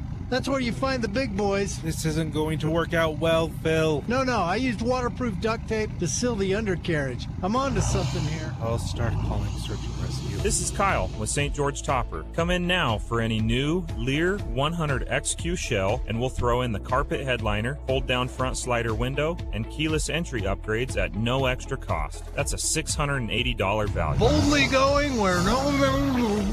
Well, at least his fishing gear will stay dry in that new Lear camper shell. St. George Topper. We're on the boulevard.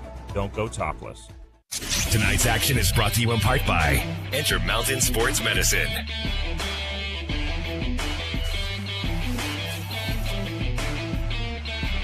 Welcome back to Snow Canyon High School InfoWest halftime report. The internet people for the fastest southern internet in southern Utah. Go to infowest.com. InfoWest brought the internet to St. George. I remember being a kid in the 90s and asking, Mom, if we could fire up the old dial-up. Hey, can I borrow the phone line for a minute? It was InfoWest connecting us to the world. So go check them out, infowest.com. Time for some Hearst Days Hardware Region 9 updates for you as we get ready to jump into the second half. Desert Hills is hosting Lehigh. Early third quarter, the Pioneers 28-0, blanking Desert Hills at this point. Hey, keep an eye on this one. Pineview trying to bounce back from from the barn burner loss last week. Just before halftime, the Panthers leading at 14-7 across town at Pineview over Canyon View. How about this? Talk about bounce back weeks, Ruston. Early, mid-second quarter, Crimson 7-0, make it 7-3 late second quarter as it just updated over Bingham, the visiting 6A powerhouse from up in Bingham. Maybe I should refresh these scores and I'll get fresh scores. There we go. Snow Canyon, of course, leading Manti 21-7. And where'd the rest of 4A go? There we go. And I had the scores. There we go. Cedar cruising past Bear River, 27-0 as that game nearly at halftime. Dixie down 30-0 just before halftime to Mountain Ridge. And Hurricane will be down in Moapa Valley down in Nevada tonight. We'll keep an eye on that game and try to give you some scores if we can throughout the night. And other non-Region 9 4A games, things to keep an eye on. Remember, only a handful of 4A teams actually play 4A teams in the preseason. It's 4A versus 3A, 4A versus 5A, 4A versus 6A, like you're seeing here tonight, like you're seeing out at Pineview, like you're seeing with Dixie, like you're seeing with Desert Hills. Those are all non-4A teams that those teams are going up against. Other scores as of right now, Logan trailing North San Pete, a 3A school, in the Hawks 13-0 out at North San Pete.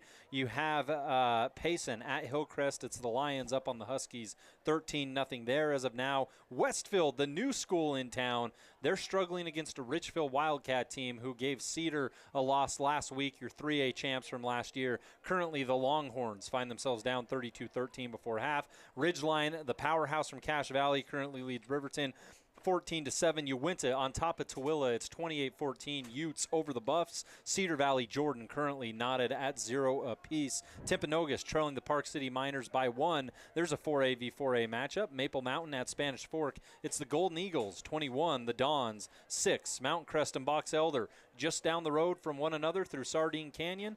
7-6 that game as of right now between the Bees and Mustangs. Bees on top. Ben Lomond 0. Mountain View 16 trying to avenge their loss to Canyon View. Provo leads Olympus 13-10. You also have Cottonwood, Salem Hills. That's a 48-3 game, and they have not hit half yet. 48 in favor of the Skyhawks. Green Canyon. Stansbury goes from a defensive powerhouse in Snow Canyon to Green Canyon, another defensive powerhouse. It's the Wolves leading 10-0 over the Stallions. And Taylorsville currently up on Murray 10-9. The Spartans, your 4A team in this certain scenario. And, of course, Hurricane Moapa Valley, the only game without a current score update, as that is taking place out of the Beehive State. We'll try to get you that as it comes. I'm interested in that matchup, that Hurricane Moapa Valley. It's been close the last couple of years. You feel like Hurricane a good showing last week, and they could go down there and maybe steal one down in Moapa. That'd be huge for the Tigers to get a win early, get back to 500. So you look through these scores as the clock hits triple zeros. You've got Snow Canyon in a good position to try to get a win. You've got Crimson's leading at the moment, Pineview leading at the moment, and Cedar leading at the moment. Could we see a bounce-back week where Snow Canyon goes over 500 or it's not Snow Canyon, but Region 9 goes over 500 on the night? I think so. That Hurricane Moapa one might be your tiebreaker scenario, Carrick, making it all the more interesting. But an excellent bounce-back week. We talk about preseason, and in today's RPI era, every game matters. That's the old cliche. Everything counts towards your playoff standings. But ultimately, right now, I think you're really kind of dealing with a unique situation. I think we had something go down where the Snow Canyon football team didn't see the banner the cheerleaders had held up, and they ran past it. So no banner breaking as of right now. Not until the game's won. Once this game's won, we'll break that banner. You had Manti out here ready to kick the ball off. Snow Canyon's whole team was still in midfield, kind of doing a cheer. Then the cheerleaders were still on the field. Now we're ready to play football. Third quarter underway. Short kick into the hands of Snow Canyon, and it is out to the 35-yard line, still on his feet. Now brought down is the returner on the play, and that was Westbrook. Yeah. On the return. Had a head of steam, was able to get a running start on it, and then got out to the 35, no further. Good place to start for Snow Canyon here in quarter number 3. Reminder, Rustin, we're looking for the Pro Auto Care big hit of the night. We've got one on the docket with the Shakespeare hit to break the ball loose on a Manti pass. We'll keep our eyes glued on that throughout the remainder of this ballgame. You know, we're getting close enough, too, the lights being turned off. If the Warriors offense keeps things going the way they are, and by lights turned off, I mean the sun setting, the natural turn off the lights. You might see a light show here at Snow Canyon High. On first down, off tackle to the left, and it'll pick up 3 yards on the play. Second down and 7. Of course, last week over at Walbrook Stadium, Dixie had those new lights put in as well. That's right. Didn't have a lot of opportunity to show off the lights, but they punched in a touchdown late, touchdown early. Yeah, that last pass to Ochoa, that got the lights going for Dixie. And that was fun to see. Snow Canyon's been doing it for the last at least 2 years, right? Mm-hmm. On second down, here's Smith, kind of a broken play. Read option, wanted to pull it down and throw out to the outside, but nothing doing, so he'll keep it himself, and he'll pick up, we'll call it 4 more yards. We got third down and a long 3 across the 40 to the 42-yard line for the Warriors. This is why it's essential that Snow Canyon has to stay sharp. Manti now feels the pressure gone. They have nothing to lose type scenario. They're going to be free. They're going to be aggressive. They're going to do everything they can to get back in this game, making offensive execution that much more pivotal. And a toss intercepted. And there he goes. Pick 6. Manti on the board with another score, and that is Lincoln Alder. Who else? We've called his name multiple times tonight. Alder has been in contention for multiple big hits, tackles for loss, whatever you need. And I don't want to be that guy, but we just talked about how essential offensive execution is, because Manti's, they're chomping at the bit right now. They came out of the locker room ready. They were lined up for kickoff, ready to rock and roll. I think they felt disrespected in that first half, or at least not as if they were living up to their potential. There had to be a fantastic speech in the locker room. You can tell these guys are ready, and it's Alder making the play as Joe Max Smith tried a little pass on the outside. They're going to run something just to pick up the first down, and Alder read it like a hawk, and he's into the end zone. This could make it a one-possession ball game. It's already a one-possession ball game, but now it is a 7-pointer. Kick is up and through, and no doubt they were alerted. Hey, be on the lookout. They ran the screen pass over and over in the first half. Be on the lookout. The first time they try it, Alder snags it, races the other way for a pick 6. 21-14 on your We Win Injury Loss scoreboard. 10:39 to go in the third quarter. We'll go ahead, 21-14 rather. We'll go ahead and take just a 30-second timeout and come right back on ESPN 97.7. It's fabulous. So fabulous. Fabulous Freddy's Car Wash. Want your car sparkling clean and to save big on gas? Now you can go unlimited for as low as $20 a month. That's right, get your unlimited car wash pass and save 20 cents per gallon on gas. But wait, it gets even better. The higher the wash package, the more you save. Up to 40 cents per gallon every time. Don't miss out on these incredible savings. Fabulous Freddy on River Road or North Bluff in St. George. Go unlimited today. Get ready. Let's wash our cars at Fabulous Freddy's. Welcome back to the game. Brought to you in part by Bucks Ace Hardware.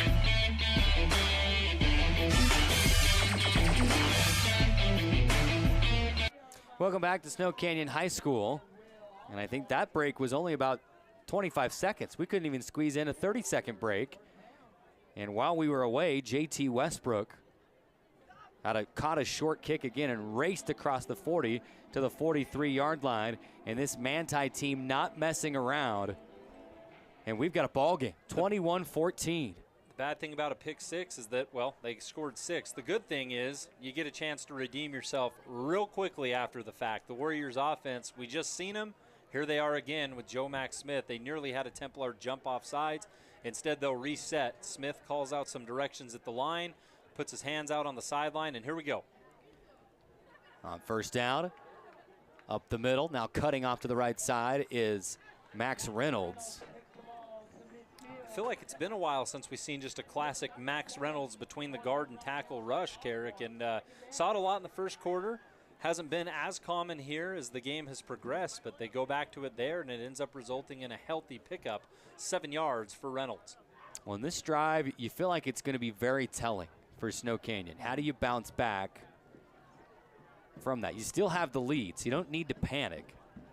Can they put together a scoring drive here? Here's Reynolds again, lowering the shoulder and barreling his way forward into Templar territory down to the 40-yard line, and a fabulous Freddie's first down. Just an excellent burst of power. It was Colby Simons who was there first, wrapped around him, and it was a great tackle. Form was fine. Reynolds just has that upper body strength where he kind of pushed through, got the first, and now Snow Canyon into Manti territory. Clock rolling, 9:40 to go, 21-14. Snow Canyon the lead over Manti. And whistles and flags fly as they were get ready to go to Reynolds for the third consecutive play. Body language would tell me it's likely against the Warriors, and there it is. The false start moves it backwards. Positive drive so far for Snow Canyon. We mentioned before, no time to panic here. Still a 7-point lead at your house. The Warriors trying to show that they still control this ballgame. They'll go trips to the far side. They'll motion Reynolds out to the left, throws behind him. He makes the catch, but it slowed him down enough for the herd to get to him. 3-4 white jerseys there to bring Reynolds down, and a big loss. We're going to go a loss of nearly 7-8 yards, and it's going to be second down and a country mile here, almost second down and 20. Yep, you're simply looking at what could have been a 4-down drive type scenario. If you don't pick up yards here, could end up as a punt, and all credit goes to Will Osborne. This linebacking core for Manti, Osborne was first in the backfield and credited with the stop. Here's Smith, and he finds Westbrook. He makes the catch. Boy, you want to talk about timing. Westbrook hadn't even turned around yet when the ball was released. He turned, found it, made the catch, and he'll pick up 12 yards on the play, but still third down and 8 upcoming. And it had to be that way. You had Stone Mortensen, one of Manti's speed guys, on him. It had to be perfect timing, and it was from Smith to Westbrook past the original line of scrimmage. Big third down here. On a whistle and a timeout, Coach Esplin wants to talk things over. Let's take it. 8:32 to go in the third quarter, 21-14. How about a quick 30-second timeout and right back on ESPN 97.7 FM.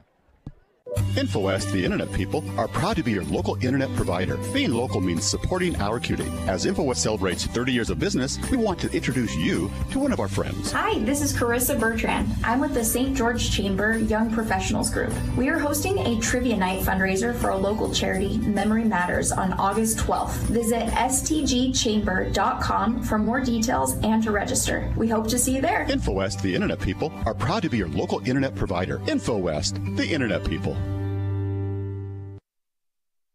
Tonight's action is brought to you in part by Appliance Wholesalers Plus.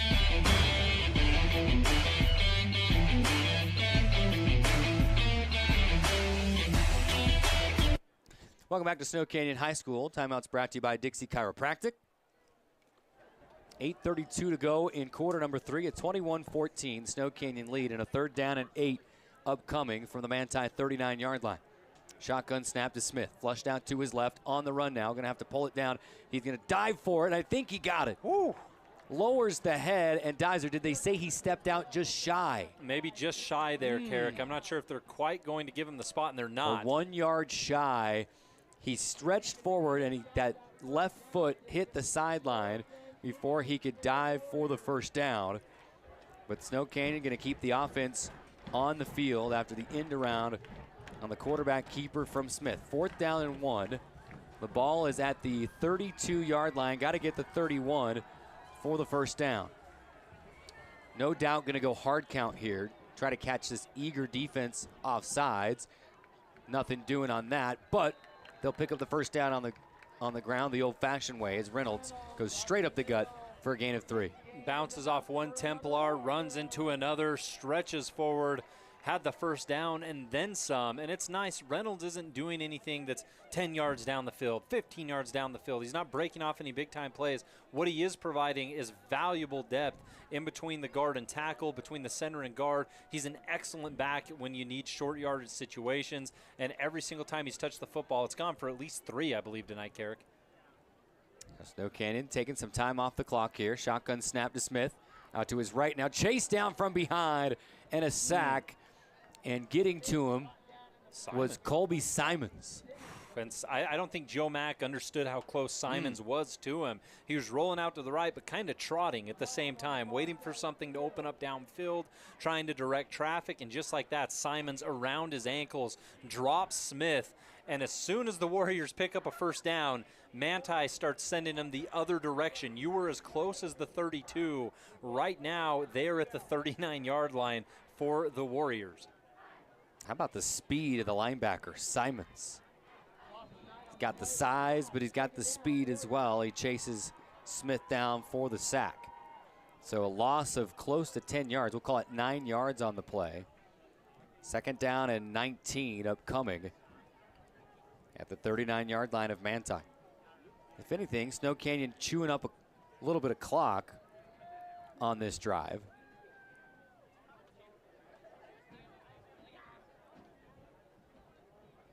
And snap to Smith. Looking right.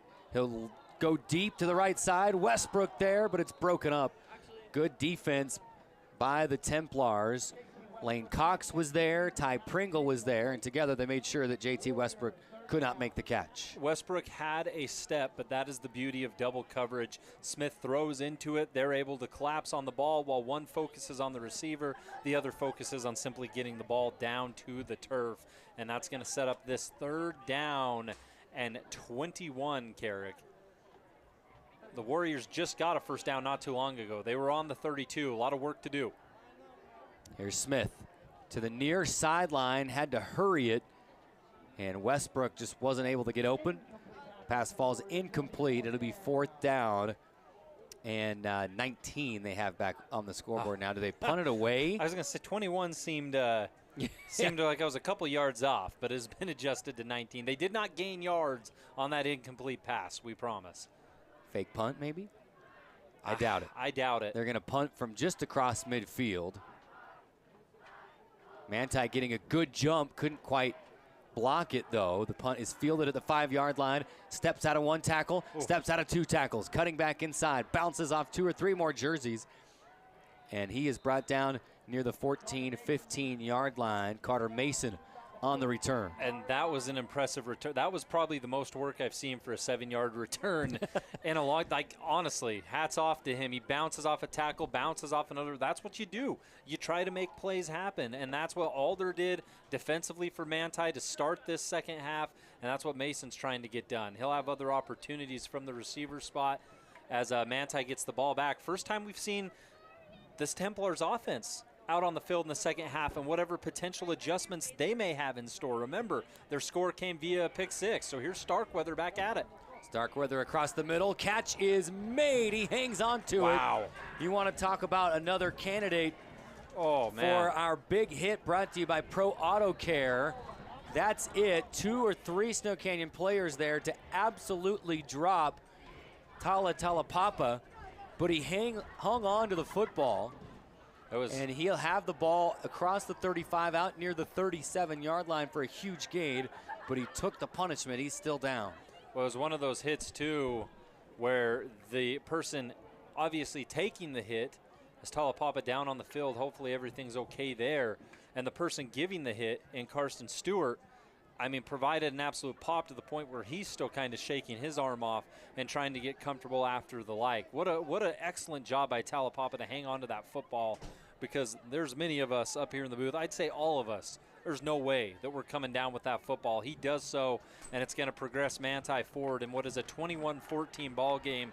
Warriors on top, Templars with the ball, 6 minutes 54 here in the third. And Talapapa will be helped off to the field to the cheers of both Manti and Snow Canyon sidelines. You never want to see anybody hurt. It doesn't matter what color you're wearing at the game, and hopefully, not just for Manti's sake, but for the game's sake, Talapapa can get back out here. Here's Starkweather. He'll sling it out to the right side. Catch is made, and he races for a first down. Was that Mortensen or was that Trevor Christensen over on the far side? It's Mortensen. And like we've discussed, this is the first time we've seen Manti's offense since the break. Yeah. I know they've made adjustments. I know they've found a couple things Snow Canyon's defense they're going to try to work on. Easier said than done. High snap to Starkweather. He'll lob it deep downfield. Miscommunication, perhaps. No white jerseys in the area. It's incomplete. Second down upcoming. There was a white jersey in the area, Carrick, about 5 yards back, but it was the left tackle. I'm not sure. I think it was just a broken play from the get-go. He threw it away. You had Nelson Everett down there, about 5 yards away from the football, but no pass catchers in the vicinity. It makes it 2nd and 10. 6:30 remaining here, third quarter. Snow Canyon, the 21-14 lead. But Manti starting to get some things going offensively, and they can score in a hurry. Starkweather will sling it across midfield to the 45-yard line. The catch is made by his guy Mortensen once again. And Mortensen starting to come alive. Had a first half where he was targeted a couple times, had some quick grabs, nothing too flashy. We know he's a deep threat, but Manti moving the ball down the field quickly, and Starkweather had to deliver that one with precision as he was hurried. They go fast. Snap to Starkweather on first down. Throws on the run, and it's broken up incomplete as he looked for Mortensen again. But Snow Canyon there to make sure that he didn't make his 3rd consecutive catch. It's an incomplete pass, but it's the type of movement and play where if you look at Starkweather, you realize he's developed a little bit of that confidence back, right? It's returned to where he's rolling to the right. He's whipping it with his right hand, absolutely trying to squeeze it in tight spots, not to where it could have been intercepted, but he's feeling a little bit more confident here in the second half. On second down, throw across the field to the far side. He finds his receiver, Ty Pringle, and another first down. And this is starting to look more like the Manti offense that we saw last week against Pineview. After a couple deep balls in the first half, I think they've realized Snow Canyon's going to play deep. They're working that middle. They're working that quick sideline, and they're moving. On the door of the red zone, here's Starkweather. That pass is tipped and falls incomplete. He was looking for Pringle again around the goal line, but the pass dropped to the ground around the 10-yard line. One thing you have to give Mason Starkweather credit on, amongst multiple things, Carrick, is the fact that Snow Canyon's defense is legit. We know this. They're getting into the backfield. They're providing pressure. He's hurried. Sometimes the hardest quarterbacks to bring down aren't the biggest or the quickest, but the ones who have elite pocket presence, right? That's what we're seeing right now. He's not taking a sack. Play action pass, kind of a sidearm toss out to Mortensen. He makes the catch of the numbers on the right side. He's carrying defenders with him inside the 10, down to the 5-yard line. Needed 10, picked up 15 for the first down, and it is first down and 10 for Manti at the 5. Manti not stopping this hurry-up offense, trying to continue to keep the Warriors' defense off guard. They're going to give it to the back. Is that Talapapa back into the game? I think it was Crowther. Crowther going to take the carry. And he's brought down. That is Talapapa. Fantastic. Good to see him back out there. And no gain on the play. So second down. And that gives the Warriors defense a little time to regroup. They hadn't had that the last couple plays. We'll see what they do here in the goal line setting. Ball is actually at the 7-yard line, not the 5. Here's Starkweather with time, firing to the corner of the end zone. Boy, his receiver Henningsen had just a step on the defender, but the ball had to be perfect, and it went over his head and out of bounds. And this is where, I say it again, but it does seem like the hardest place to score in all of football is for some reason in the red zone, where it should be the easiest when the defense has that back, really the end of the football field to help them out ultimately. You add that extra defender. And with the ground game, I won't say not working, but not really something that the Templars are focusing on, that allows the Warriors secondary to play up a little bit. We'll see what they draw here on 3rd down and goal. 3rd and goal. Scoreboard says from the 6, looks more like the 7. Here's Starkweather with time. Now pushed out to his right. Defender in pursuit. Going to throw on the run to the end zone. And it is intercepted. No, out of the end zone is the Snow Canyon defender. He was on the run, tried to tiptoe, but they say no, out of the end zone. It'll be 4th down and goal from the 7. Just great coverage there. That play probably took, I would estimate, 7 seconds to unfurl. It was a longer play. Starkweather in the pocket, didn't like what he saw, rolled out to the right. Like it took a while to set up, and there was still nothing there. Normally when quarterbacks move, something shakes free. It never did. That's the Warriors defense staying disciplined in that secondary and getting a near interception. But now, 4th and goal. They already have a stop earlier in a similar setting. 4:55 to go in quarter number 3. 4th and goal for the Templars. To the end zone. Incomplete. Little hand checking on both sides. No flags. And Snow Canyon and its defense will hold turnover on downs for the Templars. Warriors do not break. That is insanely massive. They've given up the one touchdown towards the end of the second half. Other than that, they have been pristine, and that's a primary example of bend, don't break. Let's use that old cliche, right? Manti moving down the field. They're moving quick. They're moving fast. The Warriors have their back up against a wall, and then when it matters most, they rise to the occasion. The secondary got it done. The defensive line got pressure. It was great through and through, and that's the second time they forced a turnover on downs against the Templars when Manti has been in that red zone. It could be a very different ball game right now. It's not, because that Warriors defense has been excellent in red zone opportunities. Here's a pass tipped, intercepted. Intercepted yes. Oh my on goodness. first down. And now the officials are going to join up. Oh my goodness, we just change it up. Now they're going to say it hit the ground. On first down, it was a slow developing play, and Smith tried to toss it to Cale Johnson, and it tipped. The defender dove under it. We thought maybe intercepted it for a moment, but they changed the call, and they say incomplete. I was just getting ready to say that Snow Canyon, although getting the stop, they're backed up against their own end zone. They've got to execute with precision on this drive. Well, the offense has been moving backward as much as they've been moving forward via penalties and tough plays, and, of course, the interception and a pick six. The offense has got to get some things moving. Quick toss to the far side. It's complete. They'll gain 2, maybe 3 yards on the play, just shy of the 10-yard line at the 9. And that will at least get the clock rolling. Westbrook on the catch. By the way, that third down near 7. interception, Dax Anderson was the one who dove underneath it for Manti. You see Dax typically lined up in secondary-esque scenarios. I think he's on that far sideline right now. He's wishing they could go to replay. Yeah, please. On that one. I don't know. It was tough. Third down snap, deep in their own territory. Smith has to leap and throw in the air. It's caught in the middle of the field, but it's only going to go for a 2-yard pickup. It'll be 4th down and 5. A quick stop for the Manti defense, and now a dangerous punt from your own end zone. Very dangerous. For Snow Canyon. Dangerous in any level of football, college, pro, doesn't matter how good you are. If your punter is standing in your own end zone, you do not want to deal with that. That's what Snow Canyon has to do now. The Snow Canyon punter is just hoping for a quick, accurate snap so he can get this ball out of there as quick as possible. And the punt is away. It is a short one. Oh, my. It is going to take a Manti bounce backward, and it is downed. They're going to have this the ball 22-yard line. Basically get in the red zone right now for Manti. So that turnover on downs, it sucks, but your defense comes out and gives you the ball not too many yards away from where you previously were. If you thought the Warriors had a bit of breathing room there, it didn't take long for it to get back to a similar scenario in a 21-14 ball game. Warriors on top, under 3:30 here in the third quarter. The punt was nearly blocked. He did get it away. And that's all you can ask for. But it was kind of a side-by-side wobbler. And maybe you hope it takes a bounce forward, but it had backspin on it. And it came back almost 10 more yards. And Manti will start knocking on the door of the red zone at the 22-yard line. Can the Snow Canyon defense live up to the task here? On first down, Starkweather to the end zone. Touchdown, Templars. Is that Chase? Carter Mason. Oh, yeah, Mason. So Mason had that punt return earlier on that showed the fight.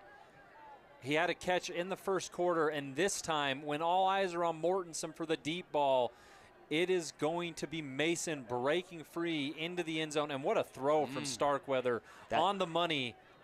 We're about to have a tie ball game, assuming this extra point drops. Beautiful route as Mason was, I don't know if he gave a little juke for a minute to be able to then fly past the defender. He had a good 4 or 5 steps on the defender. And the PAT is blocked. And it is loose, and you can't return it in high school. That's if this was any other level of football, it's going the other way for 2 points. Yes, and what a massive play because Snow Canyon needed a jolt of something. And somewhere the special teams unit gets it done. We talk about the Warriors defense, but the special teams unit comes to play as we have an injured Warrior down on the field. Trainers checking them out. Look at Manti doesn't even want to take a break here. Their players are already out ready to kick the football, so we'll take it. 3:20 to go in the third quarter. 21-20. Warriors clinging to the lead. Let's take a 30-second timeout. Come right back on ESPN 97.7. Ace is the place with the helpful hardware, folks. See Hearst first and refresh your home with Ace's Red Hot Buys. Check out the Ace Paint Collection with durability for everyday life. Save $2 on Kills Primer and select Rust-Oleum Spray Paint is 2 for $13. Switch out that air filter with buy 3, get 1 free savings. And buy more, save more on cleaning supplies for every part of your home. Hearst General Store Ace Hardware, conveniently located in the heart of downtown Cedar City and St. George. Ace is the place with the helpful hardware, folks. Tonight's action is brought to you in part by Fabulous Freddy's.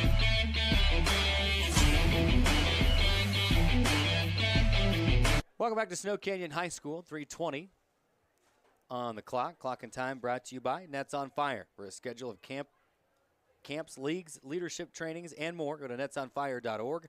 Building champions on and off the court. Injured Snow Canyon player is up and being helped to the sideline. And that is, I think, Karsten Stewart. He just got caught right in that, just the thick of things as they were trying to crash through and break the extra point. Stewart, one of our candidates right now for hit of the game, hit of the night, big hit, whatever you want to call it, on a pop he had earlier on in the third. And he's now on the sidelines. Good to see, and it is 21-20. Carrick Manti has been lined up for this kick the entire time. They are ready to rock and roll. And right now the Warriors offense hoping to get something jump-started. And here's a short kick to JT Westbrook once again, and he's hammered. He runs into a brick wall at the 29-yard line. It'll be a long field for Snow Canyon with 3:15 to go in quarter number 3, clinging to a 1-point lead, 21-20. This was a game that saw the first quarter disappear in a heartbeat. Yeah. Second quarter went almost nearly as fast, and now the third quarter has slowed way down in terms of time off the clock. More deep shots taken down the field, more incomplete passes, some penalties. You name it, it just has taken longer here in the third quarter. It's been like we've been treated to 2 or 3 different football games. And these guys, that's expected. You had Snow Canyon and defensive slugfest last week, Manti and an offensive explosion, and now these things are kind of meeting in the middle. They'll go to Reynolds up the middle on first down, and he crashes through for 4 yards. Second down and 6 upcoming. I will say this. It feels as if Manti's defense has taken on the tone that Snow Canyon's defense had in that first half, right? Quick to the ball, quick to the action. They're making clean, precise, wrap-up tackles that have been absolutely efficient.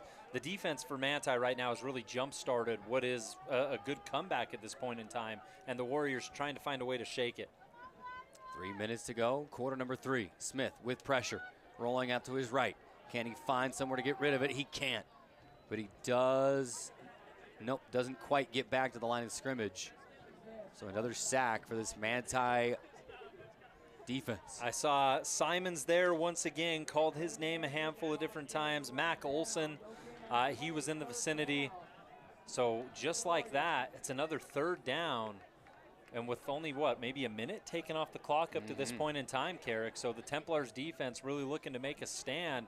And we still haven't really seen Snow Canyon go deep downfield as we have it's not Joe Mack in the gun. Third down and 7. Yeah, different quarterback. And he's going to be sacked as well. Trying to get a number. I think Alder with the sack. It's Alder.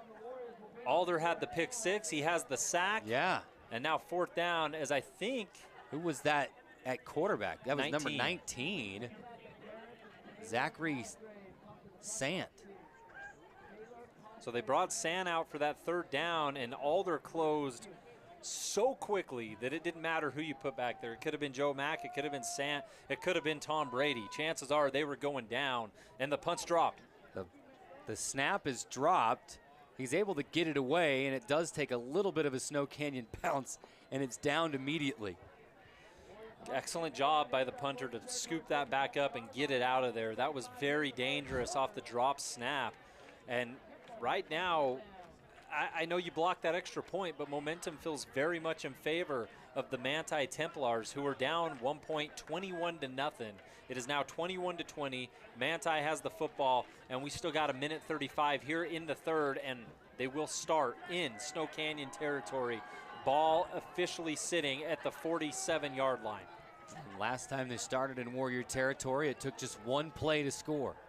Here's Starkweather looking left, has a man, has to come back for it, and oh my gosh, he makes the catch. Wow, Pringle, what a grab. Leaps up and catches the ball over the head of the defender Shakespeare and maintains the catch all the way to the ground inside the 5, down to the 3-yard line, and Manti knocking on the door again. You said it took one play last time, one play, and you were right there. Pringle making up for the underthrow. What a snag. And Starkweather, quarterback keeper, is dropped, but not before he crosses the goal line.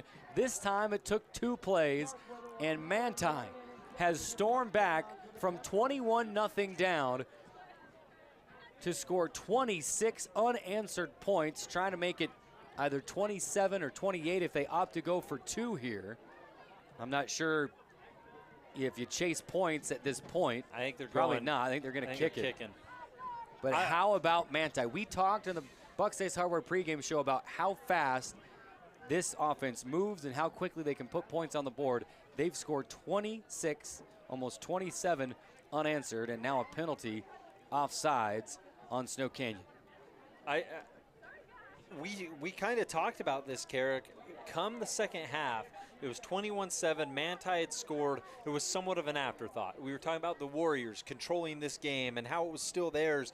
Something switched, and what that was Manti's defense being the aggressor, the offense getting back to their roots that we saw in week 1. I mean, the Templars, they were lined up ready to go 5 minutes before they had to be. They had a big-time conversation in that locker room. They wanted to get out there. They felt bound and determined that first half was not their best football, and we're witnessing it right now against a very good Snow Canyon defense. The offense is clicking. The defense is dangerous, and Manti has the lead. And it's a fake. I wondered if they were setting up for it, and it goes for nothing. But I tell you, you're watching that holder, and he looked antsy the whole time. He moved positions 2 different times, kept looking over his shoulder, and he did the old toss the ball back to the kicker, and the kicker has stopped. And so it's a 5-point game, 26-21. That's big. Snow Canyon can retake the lead just with a touchdown now without even the extra point. 1:16 to go in the third quarter, 26-21. Manti the lead, 30-second timeout, and right back on ESPN 97.7. Look, Mom! I drew you a dinosaur! Son of a Brontosaurus! Not ideal. Your kid using Sharpie on the living room wall. Ideal. Ideal Home and Paint's Kelly Moore paint selection. Make your house, flaws and all, look its very best with a little help from Kelly Moore Paint at Ideal Home and Paint. Ideal Home and Paint, your local paint experts in Southern Utah since 1975. Welcome back to the action, brought to you in part by Ideal Home and Paint.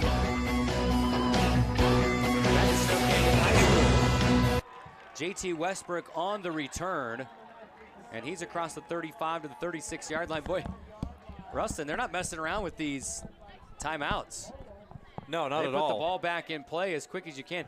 Manti, after scoring, has not got man to the sideline one time.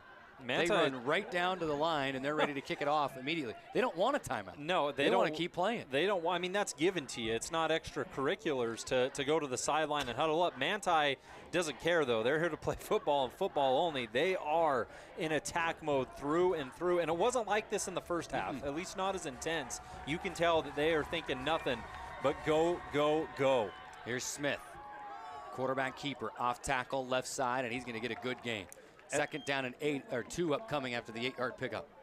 It's been a little while since we've seen a design play, design run for the quarterback, right? That's been the first time that I can recall, really, in a couple. We've seen him roll out and try some passes or try to escape the pocket, but the design run, and that is something that worked very well in the first half for Snow Canyon, and they may need to go back to some of those basics because the offense, trailing now 26-21, needs to find a little bit of a rhythm.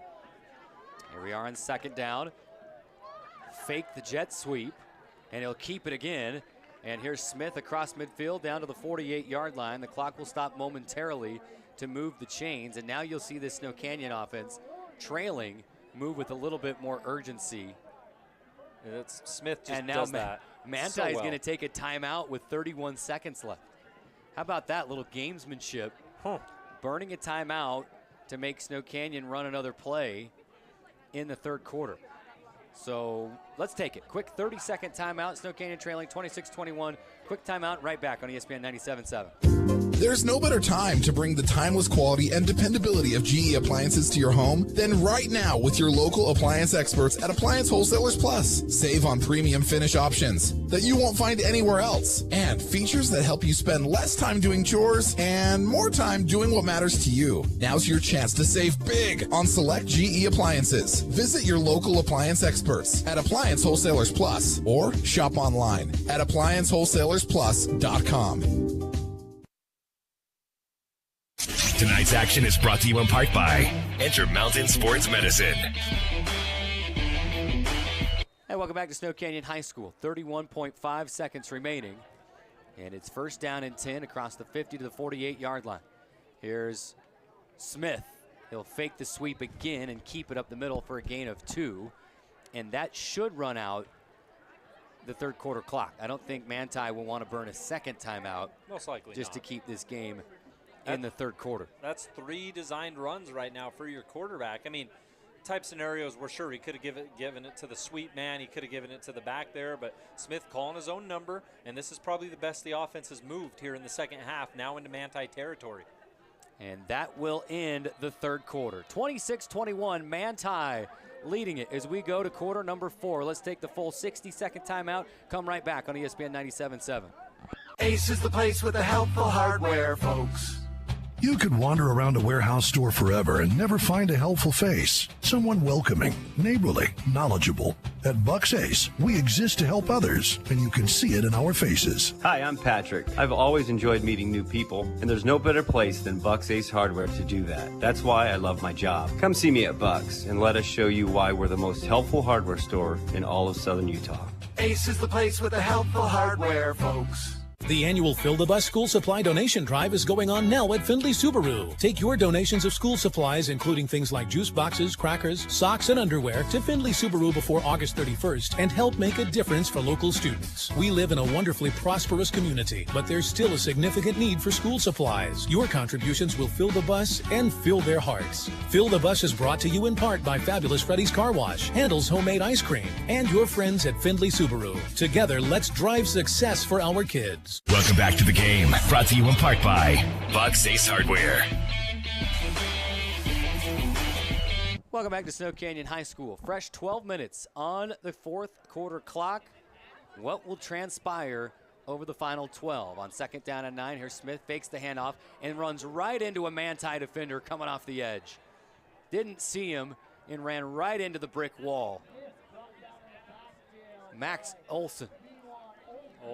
Man, when you say didn't see him, that's the right terminology there, because Smith was looking to his left, decided things aren't going the way I want, I better start scooting around, and then as soon as he turned to the right, Olson was right there getting to the quarterback. He didn't get him down immediately, but it was enough to slow him up. He had help on the way, and now it's third and forever. Any momentum, Snow Canyon just left Manti's territory into their own.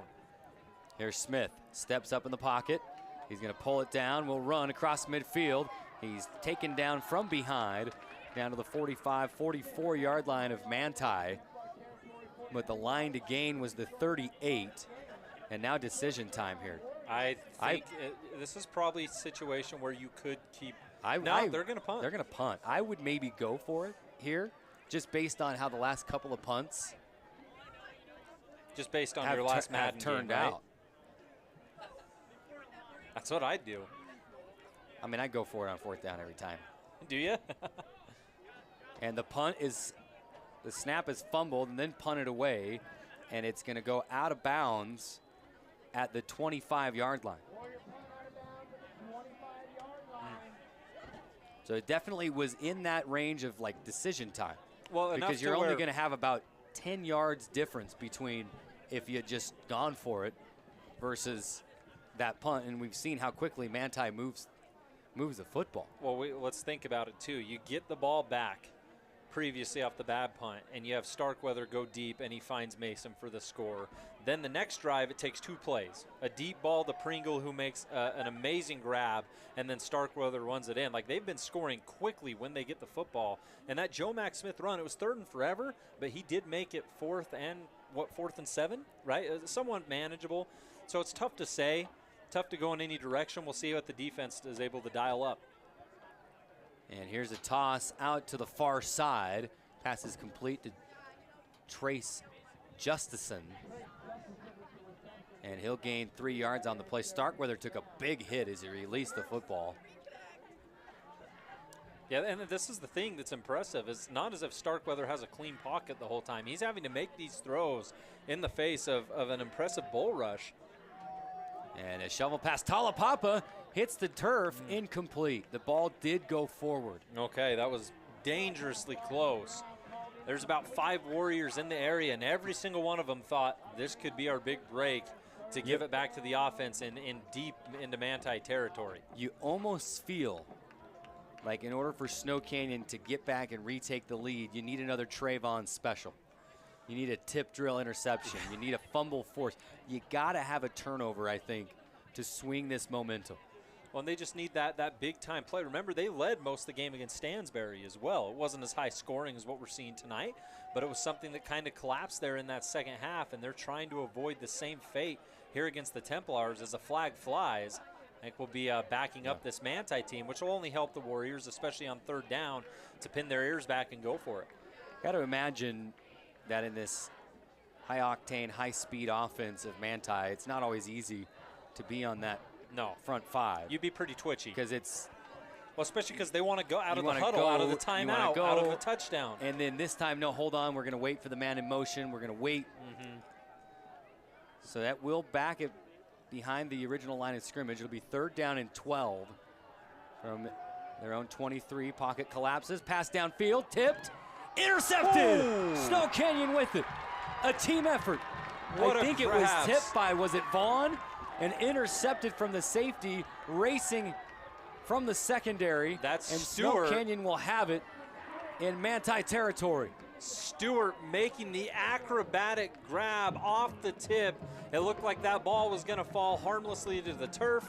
Manti would have to punt it away, and Stewart swings in. And they do confirm interception. They thought about taking it away from him, and I don't know why, even from where we're standing with as little bias as possible, that was an interception through and through, unless he ended up bouncing that ball off the turf. But what a grab. It was just enough, and courtesy to the Snow Canyon defensive line as well. The reason that whole thing went down is because Starkweather was pressured into getting rid of that ball. He was hit as he threw, wasn't able to get enough juice underneath it. Ball tipped, Stewart picks it, and the Warriors, with some life, they'll get the ball in Manti's side of the field. Now they just have to capitalize. 26-21, Templars on top here with 9:59 in the 4th.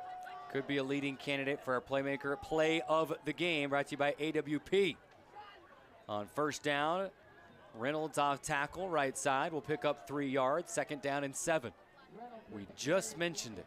We felt like they needed a turnover, something to flip the momentum their way, and now starting in Manti territory, can the Warriors offense take advantage and punch one in here to regain the lead? Yeah, it's a good start with Reynolds doing what he's done all game, just giving you solid yardage, nothing too flashy, just a big bruising back. 2nd down, though, you'll have a man lined up behind the left tackle.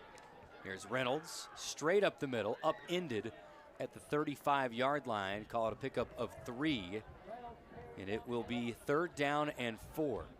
And I imagine, unless they lose major yardage, this has got to be 4-down territory here. Feels like it. Feels like it. Especially after the last stoppage where they did punt. They've had a couple drop snaps in the punting unit, a couple punts that have barely got away. I don't know if you want to keep playing that game because Manti is like sending the house there. 3rd down and 4 on a huge 3rd down. They go back to Reynolds. Gets to the line, spins right, and he's still on his feet inside the 25, down near the 20.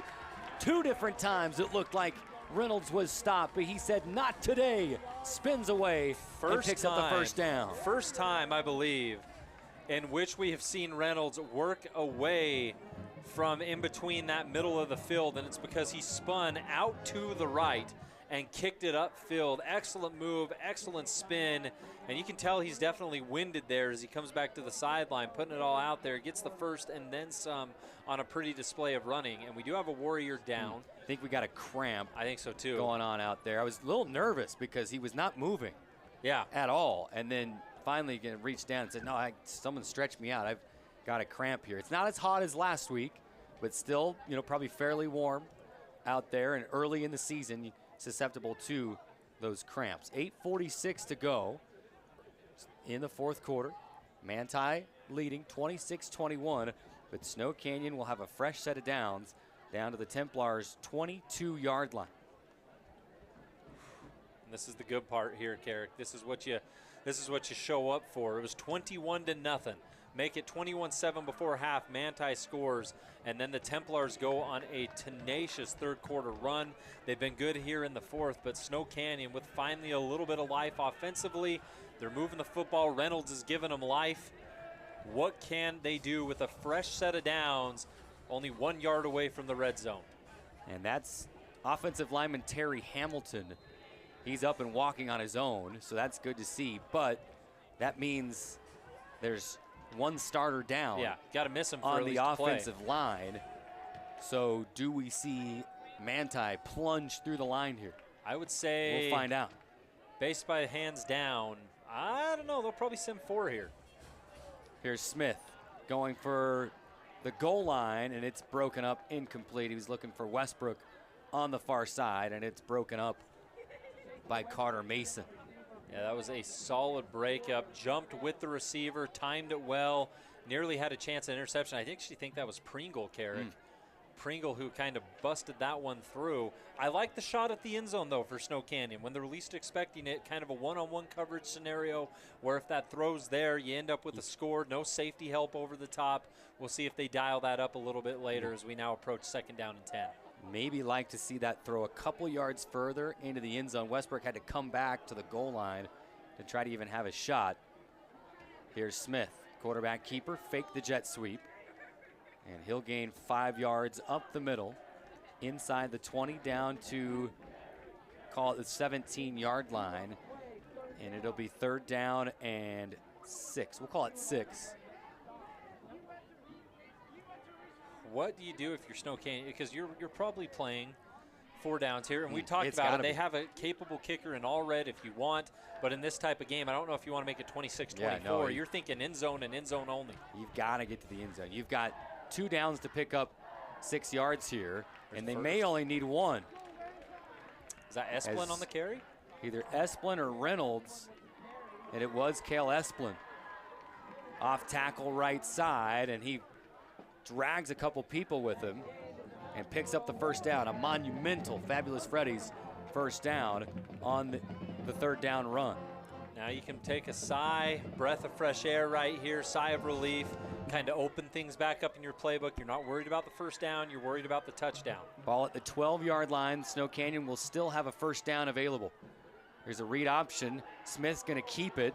We may see a holding penalty here. There's a flag at the line of scrimmage on the far side. Now one late in the secondary, but nothing by the official that was back behind the play where the possible hold actually occurred. Right. Incomplete pass as it stands.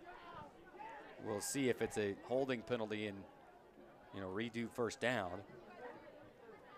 or ineligible man downfield. Yeah.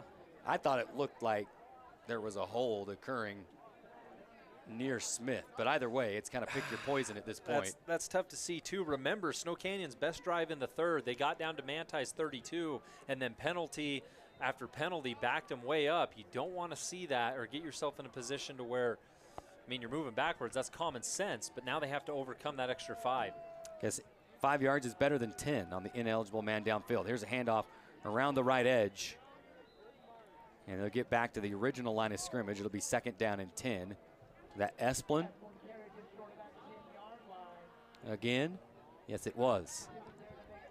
Max Reynolds is wearing bright, like neon green cleats. Yeah. So that's your, about the only your distinguishing factor. Even though there is some contrast on those numbers as it gets dark, It's hard to see those black numbers and see exactly who it is.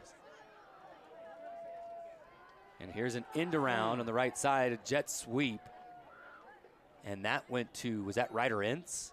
I think so. It's 21. It's been 21 that they've been rolling off those end arounds recently. I'd imagine the 10s again. And it's Simons for Manti who gets in there and absolutely sticks the landing in terms of bringing down the ball carrier.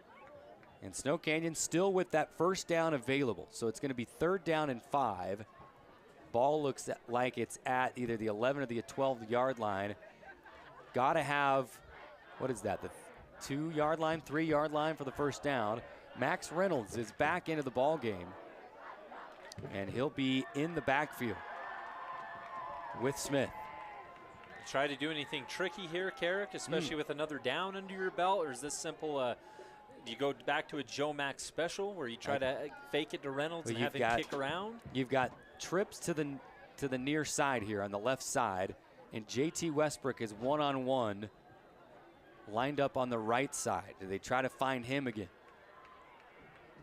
Looks like there may be a possible blitz off the right edge. It's picked up, and now here's Smith firing, finds his man, gets into the end zone. A touchdown for now. A flag down in the backfield. Hold everything. I would say based on the reaction we have our holding penalty of now. the Warriors sideline, it's wait and see. Yeah, and I think the reaction of Max Reynolds as well. That play ended, he just stood there hands on hips. He knew exactly what had happened. The most exciting plays in football take place when a quarterback escapes the pocket and they make magic happen like we just seen from Smith. Also, the most likely play to develop a holding penalty is when the quarterback escapes the pocket and makes magic happen. You're asking your linemen to do a lot there just in terms of keeping defenders at bay as they're in hot pursuit. Tough to see. Bring the touchdown back, and now you're dealing with a 3rd and long. Tough scenario for the Warriors. 3rd and 15 now from the 16-yard line. Here's Smith lobbing to the end zone. Incomplete. He had Cale Johnson on a dead sprint running to the left corner of the end zone, and it was just a yard too far in front of him. Johnson had broken free from Mason. He was there step for step, and that's a hard throw to make for Joe Max Smith. You're rolling to your left. You have to twist your body into just weird proportions to even get that ball off. And I mean, as tough as a throw as it was to make, there was the possibility that ended up in a score. Instead, 4th and 15. You mentioned it, the first down is available, but they got to get down past the 3-yard line. And at that point, if you're there, you're likely just going to end up in the end zone. You get to the first down marker, get the goal line, get the pylon. It's end zone or bust right now for the Warriors. 26-21, Manti on top. Here's the 4th down play. Smith, pressure coming from the left, hit as he throws, and it falls incomplete. Turnover on downs, and Smith has just had nowhere to go here in this second half. And Smith pressured on that, had to get rid of it, courtesy of, we've been calling his name all night long for Manti. That is going to be Alder, who's been fantastic. Lincoln Alder, I think he's a senior outside linebacker. They will keep it 26-21. Manti leading 6:24 as the Templars get the ball back. Now, Manti has not really been a run-first team at this point, and I would imagine there's going to continue to try to create a little more separation. This isn't the point of the game where you run it out, right? You don't change who you are, right, at this point. You don't go slow and completely change your identity, but they do have a 2-back set here. Could we just see a straight draw? No, they don't. The drop back, and the pass is broken up. Incomplete. There was about a half second there between a strip and a scoop and score or an incomplete pass. I don't know. Tom Brady would like to have a word here. I was going to say, the Warriors feeling like the Raiders right there in a very tough situation. It was close. Starkweather had a split second to sling that ham forward. Trayvon was there. Multiple Warriors had crashed in, and doesn't matter now. As it stands, incomplete pass, and it's 2nd down and 10. Important part is only 3 seconds came off the clock. Shotgun snap to Starkweather. Empty backfield. It collapses on him, and he fires to the far sideline, and a diving catch by Ty Pringle. He's had himself a game. Defensively, gets a big pass breakup earlier on. Offensively, you know, has our best Randy Mosh impression going up over the top. That was an excellent grab, and now they're coming back to the ball to make this a 3rd and doable for Manti. 3rd and 5. Here's Starkweather throwing, and it's incomplete. All 3 plays on that drive, Snow Canyon had their defensive line in the backfield. Late flag. And Starkweather not able to complete the pass, but they do have a late flag here. And Trey Vaughn was the one providing pressure on Starkweather to where he had to put that football in the dirt, rush through the motions, and make it incomplete. This flag flew late. Ineligible downfield. It looks like they're going to decline the penalty.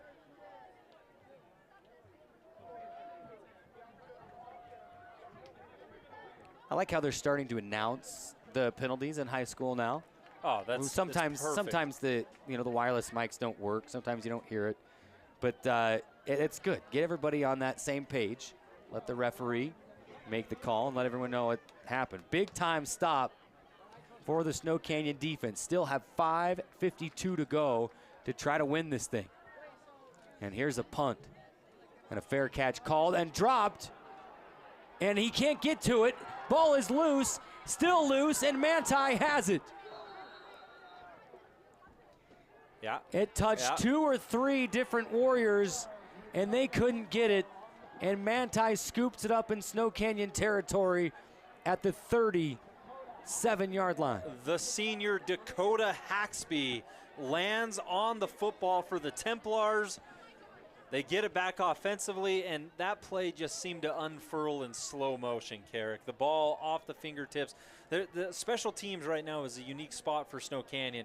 They, early in the first quarter, dropped 2 of those, got back on top of it, and we mentioned this is something to keep an eye on, something that it doesn't hurt you now, but it very well could, and in the biggest spot of the ball game, it does. It squirts away. Haxby gets on top, and now Manti hoping to put a final nail in the coffin. Here's Starkweather to the end zone. Has Mortensen. Touchdown, Templars. One play. Electrifying the Manti sideline. Wow. And the Templars double the lead. Mortensen, excellent deep. We know what he did last week against Pineview.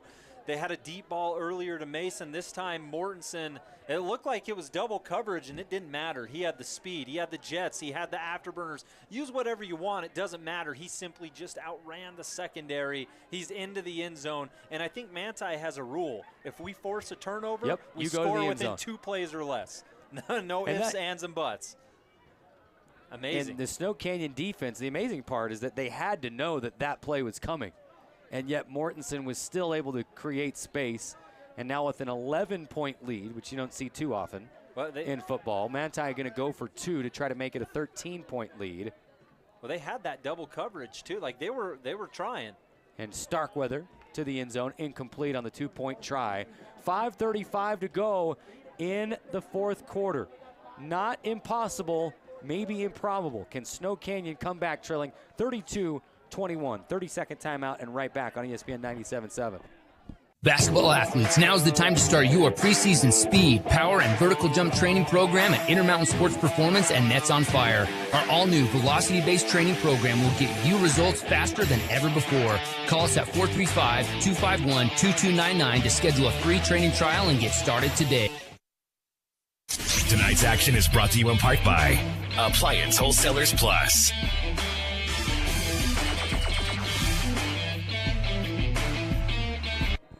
Welcome back to Snow Canyon High School. 5:35 on the clock. Ideal Home and Auto Paint game of the night. And we've been treated to a dandy. But how about this Manti offense?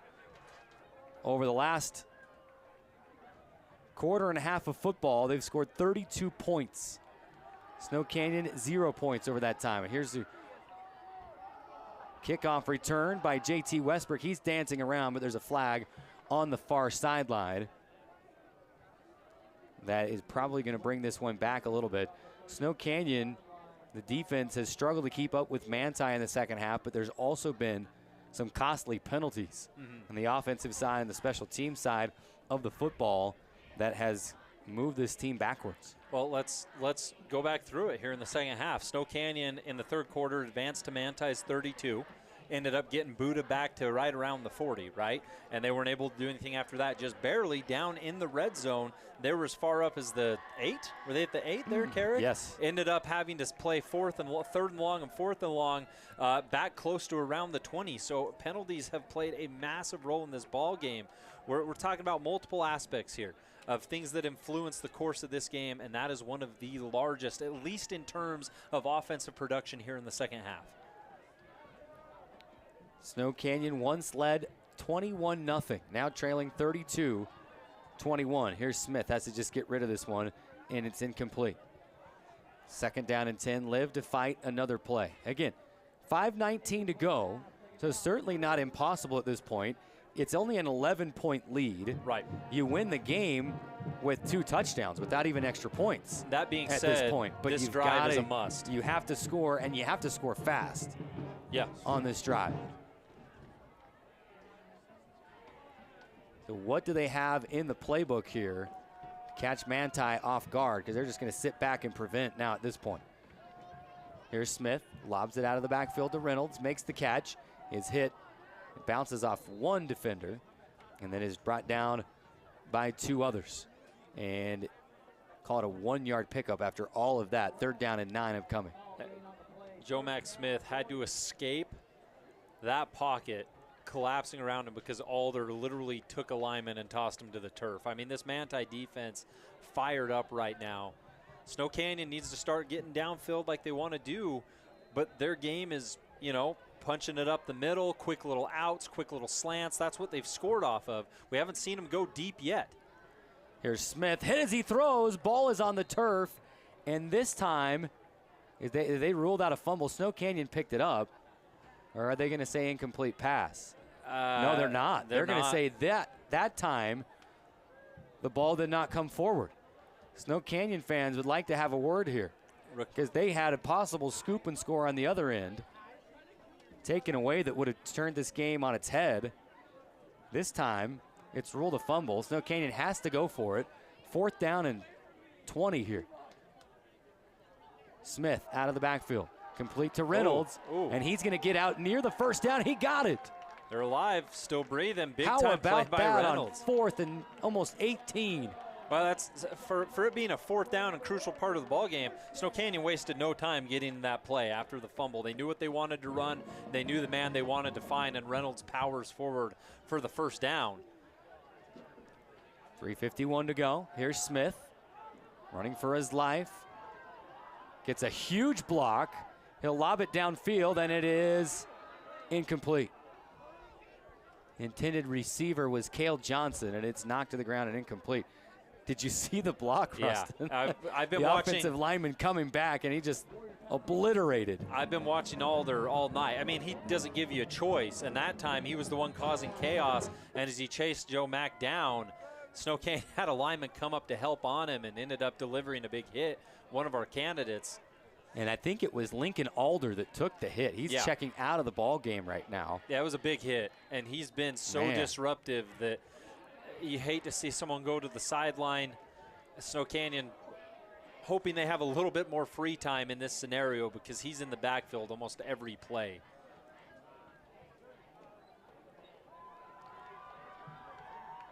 Here's Smith on 2nd down, and it is off the hands of the intended receiver and nearly intercepted. Now a flag, late flag right at midfield. I think we might have getting there a little too soon for Manti. Yeah. It was Dax Anderson on the coverage. Intended target there for Snow Canyon was number 6, Carrick. That was, I think, Isaiah Thompson. Isaiah Thompson. And first time we've called his name tonight. It is. I think they're going to get Anderson being there a little too soon, and that'll help the Warriors. Remember, keeping this drive alive off of a 4th and 20 that they had to convert to Max Reynolds. We're now down to 3:37 on our clock, and what is a 32-21 Manti lead? Quick Hearst Ace Hardware update for you. Moapa Valley leading Hurricane 16-14 at halftime. We knew it'd be a good one. Here's Smith. Will drop it to the receiver quickly out of the backfield, and that's Trayvon. Makes the catch. Clock is rolling. They'll pick up 5 on the play. 2nd down at 5. We'll see how well Snow Canyon can move. I watch Stewart on right the 2-minute drive. Lined up here on this near sideline closest to us, solo. There is a safety who may hang around and help. Christensen on 2nd down, fires downfield, has his man. There's got to be a flag. There it is. There was a bump, a tug, a grab, whatever you want to call it. That was a touchdown-saving pass interference penalty. It was Pringle in coverage working up against one of Snow Canyon's speedsters, of course, JT Westbrook. And you're right, touchdown saving for sure. They knew exactly where they wanted to go. Did Westbrook fall on that play still? He's coming off the field with kind of his right arm just kind of dangling. I didn't see him fall. On the side. I didn't see him go down. I know he's had injuries over the years that he's battled through and been able to stay on the field and contribute, but hope he's okay. He just checked himself out of the ballgame. 3:07 to play. First down for Snow Canyon at the 30-yard line, and Smith has nowhere to go. Simons just tucked that thing in and right it to the ground, and he is brought down by Simons and 3 of his teammates. It feels like every time that you turn back to your right side, Simons has been there. That's a 2nd sack where it's just a pure pursuit situation for the Manti linebacker, and that takes it away from 1st and 10, feeling good about yourself, to 2nd down and forever to go. Been a lot of 2nd and 3rd and longs for the Snow Canyon team. And here we go. Dump it into the middle of the field. The catch is made. He's inside the 15 to the 10 and the 5, and a first down for Snow Canyon and Cale Esplin.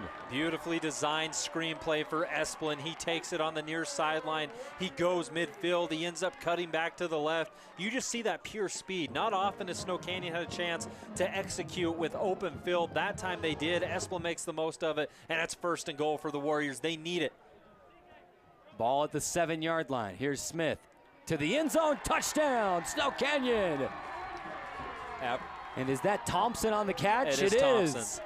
Pringle was thinking he had help. He let Thompson go in their coverage, and as soon as he looked over, Thompson secures that football for his score, his first touchdown of the season, and Pringle just puts his hands out saying, where was my help? He thought he had help. There was none to be found, and the Warriors back in it. Time's not their friend, but back in it. Are they going for it? They're going for it, but here's the thing. If you get the 2-point conversion, it's a 3-point game. You could possibly tie the game with a field goal. And if you don't, I mean, you need a touchdown either way. You need a touchdown either way. So it makes sense.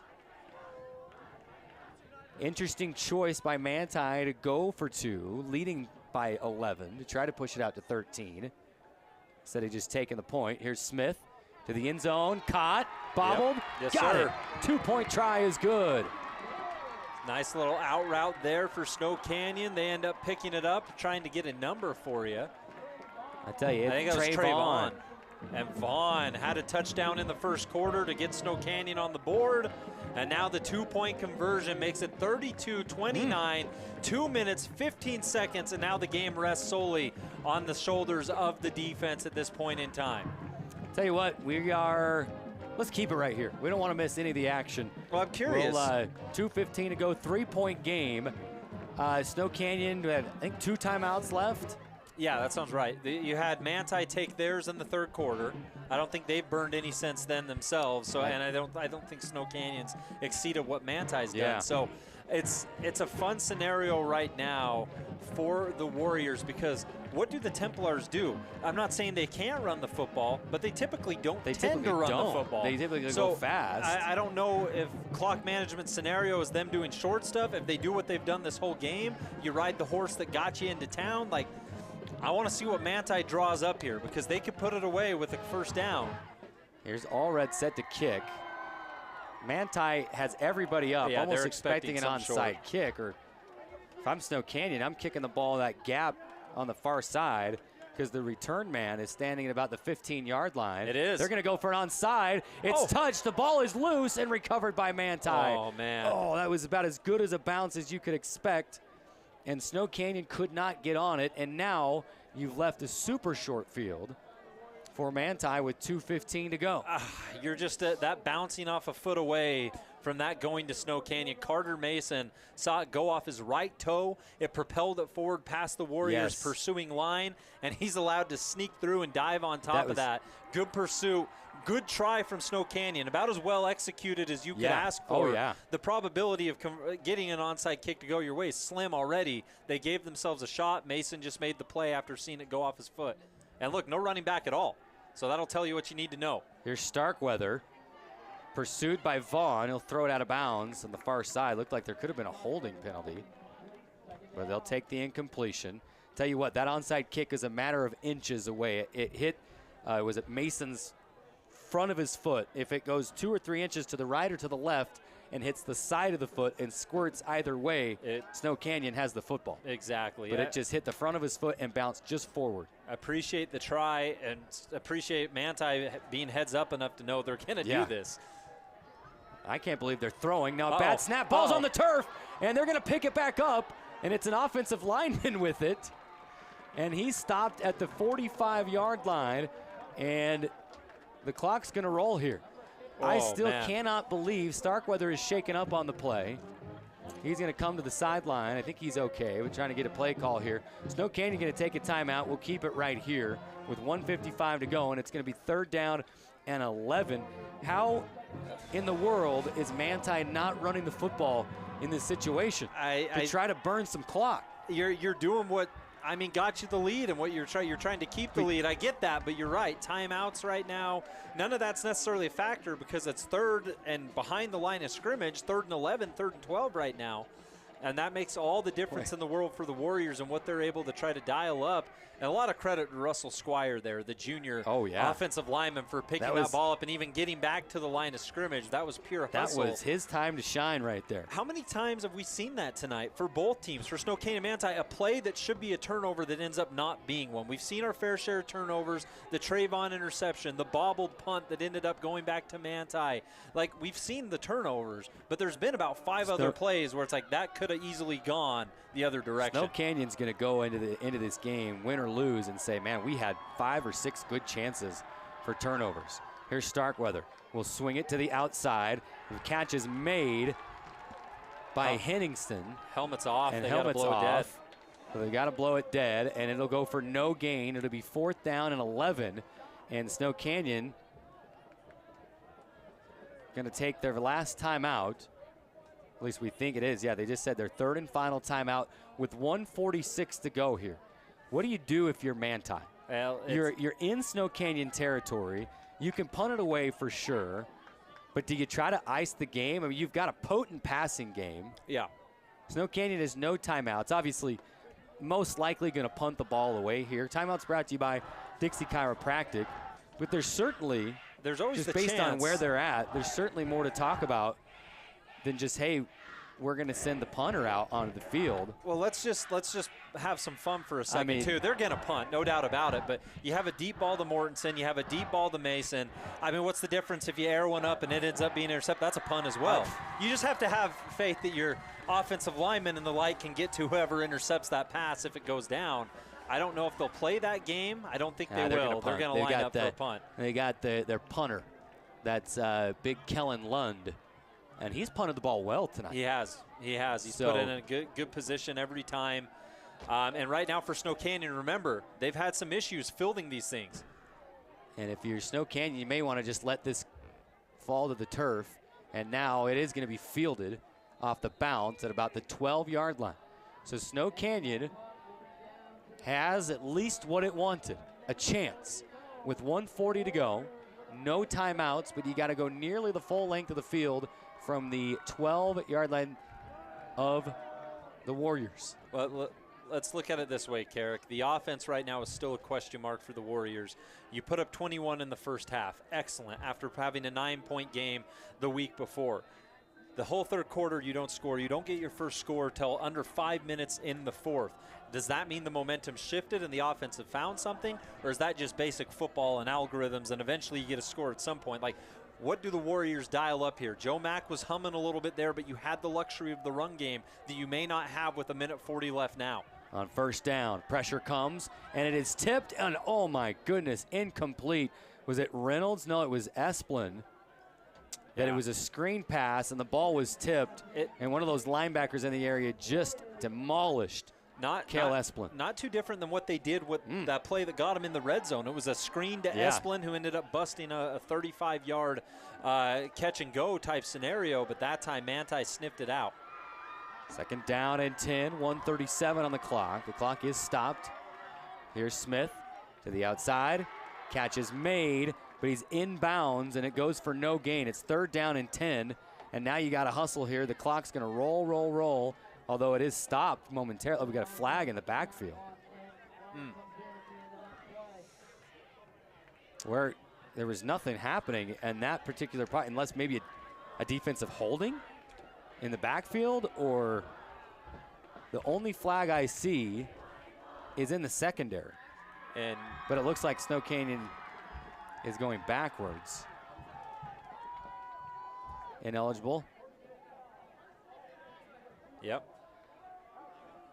A personal foul, but they didn't announce anything other than just the personal foul, so maybe. So we don't know what it was or how it ended up going down. Either way, it hurts the Warriors, and no one's objecting for Snow Canyon. It doesn't seem to be controversial, but it certainly hurts the Warriors' chances. Quarterback literally with his cleats lined up on his own end zone. Here's Smith looking to that sideline. It was Thompson, incomplete. Pringle so on now, the coverage. Just like it was on the drive before, fourth down and about 17, 18 yards to go. And Snow Canyon was somehow able to convert on that play. And scored off of that drive. And then scored off the drive. They'll need another miracle here. Last time it was a dump to Reynolds. They hurried up to the line, snapped it, got it to Reynolds. He did the rest. They have. I don't know if you have that luxury right now, though. They have to get the 22-yard line for the first down. Here's Smith. Pocket is collapsing. And he's going to fire it, and it's intercepted to the 5 and a pick 6. Simons, I believe, had the catch and score, and he's going to get dogpiled on in the end zone. What a play. Simply Joe Max Smith rolling to the right, knowing I have to throw something up. I'm either going to give up the safety or throw a pick. Either way, tried to make something happen, and that ball floated forever. Simons fields it like it's a punt, and he rumbles and tumbles into the end zone to put this one to bed for the Manti Templars, who are looking to go 2-0 on the year. Couldn't take the safety, could not. It was fourth down anyway. Had to get rid of the football. Danged if you do, danged if you don't. Pick 6. I mean, either way, the game was over, but that'll put an exclamation point on the victory for Manti. They lead it by 10, 39-29, 1:14 to go. I bet you didn't have that on your bingo card of final football scores right there, 39-29. Well, I didn't have 2 pick sixes, I'll tell you that, in this ball game. Yeah. I mean, Manti's defense. Here's the thing about the Templars. We know about the offense, okay? The defense tonight has been incredibly impressive right now from the Templars, ultimately because you have 2 pick sixes. They've been after the quarterback all night long. They've been effective against the run, which they were against Pineview.